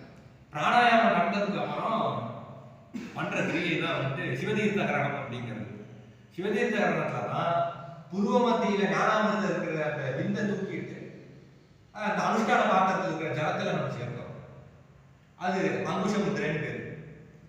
அந்த அங்குஷ முத்திரையினால புருவ மத்தியில இருக்கிற அந்த அமிர்த விந்தை எடுத்துட்டு வந்து நம்முடைய அனுஷ்டான பாத்திரத்துல சேர்த்துட்டு கவச மந்திரம் சொல்லி மூடிட்டு சிவமூல மந்திரத்தை 10 தரம் ஜபம் பண்ண வேண்டியது. இந்த அமிர்த விந்தை சேர்த்த உடனே சிவமூல மந்திரத்தை 10 தரம் ஜபம் பண்ணிட்டு அதுக்கு தாளத்திரயம் பண்ணிட்டு திக்பந்தனம் பண்ணிட்டு அவகுண்டனம் பண்ணிட்டு தேவமுத்திரை காட்டி முடிக்க வேண்டியது. அப்ப அது சிவதீர்த்தம் ஆகிட்டுங்கிற நிலையில இருக்கும். சிவதீர்த்தம் ஆக்கி முடிச்சோன்னு பண்ற கிரியை தான் மார்ஜனம் அகமர்ஷனம்ங்கிற அந்த 2 கிரியை. மார்ஜனத்துல என்ன பண்ணுவோம்னா சிவதீர்த்தத்தை கையினால் எடுத்து மூடிட்டு சம்ஹிதா மந்திரத்தினால ஜபம் பண்ணிட்டு ஒவ்வொரு மந்திரத்தையும் சொல்லி ஔஷதாந்தமாக தலையில் ஈசானமுத்திய ஔஷன் வக்ராய ஔஷன் அகோர ஹதயாய ஔஷன் சொல்லிட்டு ஒவ்வொரு மந்திரமா கையிலிருந்து வடியில நீர் எடுத்து நம்ம தலையை போர்ச்சனம் பண்ணணும். அது மார்ஜனம் அப்படின்னு பேர். அது முடிச்சோட பண்றது அகமர்சனம் அப்படிங்கிறது. அகமர்சனத்துல இந்த மார்ஜனத்துல எஞ்சிய நீரை வலது கைக்கு மாத்திட்டு அதே வராக முத்திரையினால வலது நாசி வழியா உள்ள இழுத்து உள்ளே இருக்கக்கூடிய பாவங்கள் எல்லாம் ஒரு வடிவு பெற்று ஒரு சேர நாவல் பழம் போல கருந்த உருண்டையாக இடது நாசி வழியா வர்றதாக பாவனை பண்ணிட்டு பிராணாயாமம் எப்படி பண்ணோமோ அதே மாதிரி இந்த சிவதீர்த்தத்தை இருக்கிற சிவசக்தி எல்லாம் உள்ள போயிட்டு உள்ள தூய்மை செய்து அந்த அழுக்கை வெளியே ஏற்றுவதாக நம்ம பாவனை பண்றோம். இடது நாசி வழியா அந்த பாவங்கள் எல்லாம் வெளியே வருதா பாவனை பண்ணிட்டு அதை அப்படியே இந்த வலது கால இருக்கிற கட்டவரல்ல அதை சேர்த்து நம்ம அதை எரிக்கிறோம். முன்னாடியே சொன்ன மாதிரி 3 இடத்துல நமக்கு அக்னி இருக்கிறதா சொல்றாங்க அனுஷ்டானத்துல. புருவ மத்தியில வலது காதுல மற்றும் வலது கால் கட்டவரல் இருக்கிறதா பாவனை. அப்ப அந்த இருக்கிற அந்த பாவத்தை அந்த வலது கால் கட்டவரல்ல விட்டுட்டு நம்ம அதை தகனம் பண்றோம். தகனம் பண்ணும்போது புருவத்தை நெரிச்சு பார்க்கணும். இது புருவ மத்தியில இருக்கிற அந்த அக்னினாலே அது தயிக்குதுங்கிற நிலையில அதை நெரிச்சு பார்த்து அப்படியே அதை விட வேண்டியது அதோட அகமர்ஷனம். மார்ஜனம் என்பது ஸ்தூல தேக சுத்தியை கருதி ஸ்தூல தேகம் செய்த பாவங்களை எல்லாம் கருதி அதை தயிக்கும் வகையில மார்ஜனம் பண்ணிட்டு உள்ளே அகத்தே இருக்கின்ற நம்முடைய பாவங்களை எல்லாம் கழிக்கும் வகையில அகமர்ஷனம் பண்றோம். இந்த பெருமையை சிவபெருமானே சொல்றார். கண்டபுராணத்துல திருவரகுமாரர்கள் இவ்வளவு பாவம் பண்ணியிருக்காங்க சுவாமியை இன்னும் தண்டனை பண்ணாம இருக்குன்னு தேவர்கள் தான் போய் கேட்கும்போது நான் எப்படி தண்டனை கொடுக்க முடியும்? அவன் தினமும் அனுஷ்டானம் பண்ணிட்டு மார்ஜனத்தையும் அகமர்ஷனையும் பாவத்தை எல்லாம் கழிச்சுட்டான். சேர பாவத்தையெல்லாம் உடனே பாவமடைப்பு கேட்டுறான் அவன் அப்படின்னு சொல்லிட்டு சுவாமி சொல்றாரு. அப்போ மார்ஜனத்தோடையும் அகமர்ஷனத்தோடையும் பலன் அவ்வளவு பாவனாசத்தை தரக்கூடியது என்று சுவாமி விவரிக்கிறதாக கண்டபுராணத்துல சொல்றாங்க. அப்படி மார்ஜனம் அகமர்ஷனம் அப்படி அது முடிச்சதுக்கு அப்புறம் இந்த கிரியை திருப்பி ஆசமனம் பண்ணிட்டு திருப்பி அங்கன்யாச கரன்யாசம் இந்த கரசுத்திங்கிறது 2 கையும் கரசுத்தி செய்வது என்ற நிலையில 2லையுமே அம்மியும் கங்கையும் இருப்பதாக பாவனை. அந்த நிலையில 2ஐயும் சுத்தம் பண்றது. இடது கையை 2 வாட்டி துடைப்பதும் வலது கையை 1 வாட்டி துடைப்பதுமாக கரசுத்தி செய்து திருப்பி கரன்யாசம் அங்கன்யாசம் இந்த 3 கிரியையும் சேர்த்து சகலீகரணம் அப்படிங்கிறது இந்த 3 கிரியையும் சேர்த்து அப்போ எந்தெந்த கிரியை செய்தாலும் அதை தொடங்கும் பொழுது நம்ம சகலீகரணம் செஞ்சுட்டே ஆரம்பிக்கணுங்கிறது நம்மளுடைய சைவ சமய நூல்கள் எல்லாம் சொல்லுது. அப்ப திருப்பி நம்ம அடுத்து தர்ப்பணம் பண்ண போறோம். தர்ப்பணம் பண்றதுக்கு முன்னாடி சகலீகரணம் செய்யணும். அப்ப திருப்பி ஆசமனம் பண்ணிட்டு தொழுமிடம் தொட்டுட்டு கரசுத்தி செய்து கரன்யாசம் செய்து அங்கன்யாசம் செய்து அந்த தர்ப்பணம் என்கின்ற கிரியை நாம் செய்கின்றோம். தர்ப்பணம் பண்றதுக்கு முன்னாடி அந்த தர்ப்பணத்துல எந்த விதமான இடையூறும் வரக்கூடாது என்பதற்காக அந்த சிவதீர்த்தத்தை எடுத்துட்டு கவச மந்திரம் சொல்லி நம்ம சுத்தி விடுவோம். அது எதுக்குன்னா எந்த ஒரு இடையூறும் வரக்கூடாது என்பதுதான் சிவதீர்த்தத்தை கவச மந்திரம் சொல்லி விடுறோம். விடும் பொழுது கை இந்த ஆள்காட்டி விரல் வழியாக அந்த நீரானது சுத்தி போகணுங்கிறது. ஏன்னா கவச மந்திரத்தை ஞாசம் பண்றது இந்த வரல். அதனால இந்த கவச மந்திரம் சொல்லி அந்த நீரை தெளிக்கும் பொழுது ஆள்காட்டி விரல் மூலியமாக அந்த நீர் போய் சேரணும். விட்டதுக்கு அப்புறம் 3 தரம் சிவாய ஸ்வாகான்னு சொல்லிட்டு தர்ப்பணம் பண்றது சிவமூர்த்திக்கு. அப்புறம் 10 தரம் மூல மந்திரத்தை ஜெபம் பண்ணிட்டு திருப்பி ஒரு முறை சிவாய ஸ்வாகா அப்படின்னு சொல்லி சுவாமிக்கு தர்ப்பணம் பண்ணிட்டு அப்புறம் பஞ்ச பிரம்மங்களுக்கும் ஈசானமூர்த்தம் தொடக்கமா இருக்கிற பஞ்ச பிரம்ம மந்திரங்களுக்கும் தர்ப்பணம் பண்ணிட்டு சுவாகாந்தமாக ஈசானமூர்த்திய ஸ்வாகா தற்புருஷ வக்ராய ஸ்வாகான்னு சொல்லிட்டு 5 அங்க மந்திரங்களுக்கும் முறையே தர்ப்பணம் பண்ணிட்டு அதுக்கப்புறம் மகாகணபதிய ஸ்வாகா ஸ்கந்தாய ஸ்வாகா உமாதேவிய ஸ்வாகா சிவசூரியாய ஸ்வாகான்னு சொல்லிட்டு சுவாமியுடைய சிவகுடும்பம் சொல்ற அந்த நிலையில உமாதேவி ஸ்கந்தர் சிவசூரியன், மகாகணபதி போன்றவர்களெல்லாம் நம்ம தர்ப்பணம் போறோம். இத்தோட இந்த தர்ப்பணம் என்கின்ற சடங்கு முடிஞ்சிருச்சு. இதுல தர்ப்பணம் முடிச்சதுக்கு அப்புறம் திருப்பி ஆசனம் பண்ணிட்டு சகலீகரணம் பண்ணதுக்கு அப்புறம் நம்ம வந்துட்டு அந்த புருவமத்தியில இருக்கிற அமிர்தம் இந்த வந்து அந்த சிவதீர்த்தத்தை சேர்த்துருக்கோம். எதெல்லாம் சேர்க்கிறோமோ அதெல்லாம் திருப்பி நம்ம தூரத்தை வச்சுக்கணும். அந்த நிலையில சேர்த்த அந்த அமிர்தம் வந்து திருப்பி முத்திரையினால எடுத்து நம்முடைய புருவமத்தியில சேர்க்கிறதா பாவனை பண்ணிட்டு அது சிவதீர்த்த சம்யோஜனம் அப்படிங்கிற நிலையில அது இருக்கு. முடிச்சதுக்கு அப்புறம் இந்த மொத்த அனுஷ்டான பலனையுமே சிவபெருமானுக்கே நம்ம ததம் செய்யற வகையில அந்த ஒரு பிடி நீரை எடுத்துட்டு 10 தரம் சிவமூல மந்திரத்தை ஜெபிச்சுட்டு சிவாய ஸ்வாகான்னு சொல்லிட்டு சுவாமிக்கே விட வேண்டியது. இதோட சைவ அனுஷ்டானம் முடிஞ்சு. சைவ அனுஷ்டானம் கடந்து இருக்கிறது என்னன்னா மூலமந்திர ஜபம். மூலமந்திர ஜபம் செய்யும் போது மறுபடியும் மகாகணபதியை கும்பிட்டு சிவகுருவை கும்பிட்டு பிராணாயாமம் செய்துட்டு அங்கன்யாசம் கரண்யாசம் செய்ததுக்கு அப்புறம் 108 முறை ஜபிக்கணும். அது ஏன் 108 முறைன்னு சொன்னாங்கன்னா நம்முடைய சமய தீட்சை எடுத்த சைவன் மட்டும் சதாகாலம் சிவமூல மந்திரத்தையே ஜபம் பண்ணிட்டு இருக்கணும்னு சொல்லிட்டு அவன் பிராணம் இருக்கும் வரை அவன் சிவமூல மந்திரத்தை ஜபம் பண்ணிட்டே இருக்கணுங்கிறது சிவசிந்தனையிலே சிவமூல சிந்தனையிலே இருக்கும்னு சொல்லிட்டு கல்பம். ஆனா நம்மளால அதை பிராக்டிக்கலி அதை கொண்டு வர முடியாது, நடைமுறைப்படுத்த முடியாது. அதனால நம்ம வந்துட்டு ஒரு நாளைக்கு எவ்வளவு மூச்சு காத்து விடுறோமோ 16,000 சொச்சம் அதை வந்துட்டு குறுக்கி அதை பாதியா குறுக்கி அதில் ஒரு கூறாக 108. அப்போ 108 செய்தால் அது இதனுடைய கூறாக வந்து அந்த அளவுக்கு போய் சேரணுங்கிற நிலையில 108 நம்ம குறைச்சு வச்சிருக்கோம். அதுலயும் பாதி 54 சேரவங்களும் உண்டு. ஜபம் பண்ணும் பொழுது ஜபமாலையும் தனியா வச்சுக்க வேண்டியது நம்ம கழுத்துல போறது கிடையாது. அதே மாதிரி ஜபம் பண்ணும் முறைமைன்னு சொல்லியிருக்காங்க. அது மானதமாக ஜபம் செய்வது என்பதுதான் ரொம்ப உத்தமோத்தமமா சொல்றது. மானதம் உபாஞ்சுவாக ஜபம் செய்வதுங்கிறது மானதம்னா நமக்குள்ளே யாருக்கும் கேட்காத வகையில நம்ம மனசுக்குள்ளேயே ஒரு குருநாதர் சொன்ன மூலமந்திரத்தை நம்ம ஜபம் பண்றதுங்கிறது மானத ஜபம் அப்படிங்கிறது. உபாஞ்சுன்னு சொல்றது நம்ம காதுக்கு மட்டும் கேட்கிற மாதிரி ஜபம் பண்றது, வேற யாருக்கும் கேட்கறோம் நம்ம காதுக்கு மட்டுமே கேட்கிற மாதிரி ஜபம் பண்றது. அப்புறம் வாசகம் அப்படிங்கிறது, வாசகம் வந்து எல்லாருக்கும் கேட்கிற மாதிரி ஜபம் பண்றது இல்ல. மானத ஜபம் என்று சொல்லப்பட்டதுதான் ரொம்ப உத்தமோத்தமமான அதீதமான உத்தமமான ஒரு கிரியை ஜபம் அப்படின்னு சொல்லப்படுது. அதே மாதிரி ஜபம் பண்ணும்போது ருத்ராட்ச மாலையை வந்துட்டு இது கழுத்துல போட்டது ஜபம் பண்ணக்கூடாது. ருத்ராட்ச மாலையை வந்து இந்த நடுவரல்ல வச்சு உருட்டணும் அப்படிங்கிறது. ஒரு சில பேர் முன்ன உருட்டுவாங்க பின்ன உருட்டுவாங்க, அவங்க குருநாதர் என்ன உபதேசம் பண்றாங்களோ அந்த நிலையில் எடுக்க வேண்டியது. அதே மாதிரி இந்த கடைசியா இருக்கிற அந்த மணி வரும்பொழுது அதை சேர்த்து உருட்டாம அதை அப்படியே திருப்பிக்கணும் அப்படிங்கிறது தான் நம்முடைய சாஸ்திரங்கள் சொல்லுது. அப்படி அந்த நிலையில வந்து ஜபம் பண்ணிட்டு ஜபபூர்த்தி பண்ணிட்டு திருப்பி பிராணாயாமம் பண்ணிட்டு திருநீர் தரிச்சுக்கிட்டு அகோர மந்திர ஜபத்தை ஜபம் பண்றது வழக்கத்தில் இருக்கு. 10 தரம் அகோர மந்திர ஜபம் பண்றது, அஸ்திர மந்திரத்தை 10 தரம் ஜபம் பண்றதுனால நமக்கு இடையூறு எதுவும் வராமல் இருக்கும்.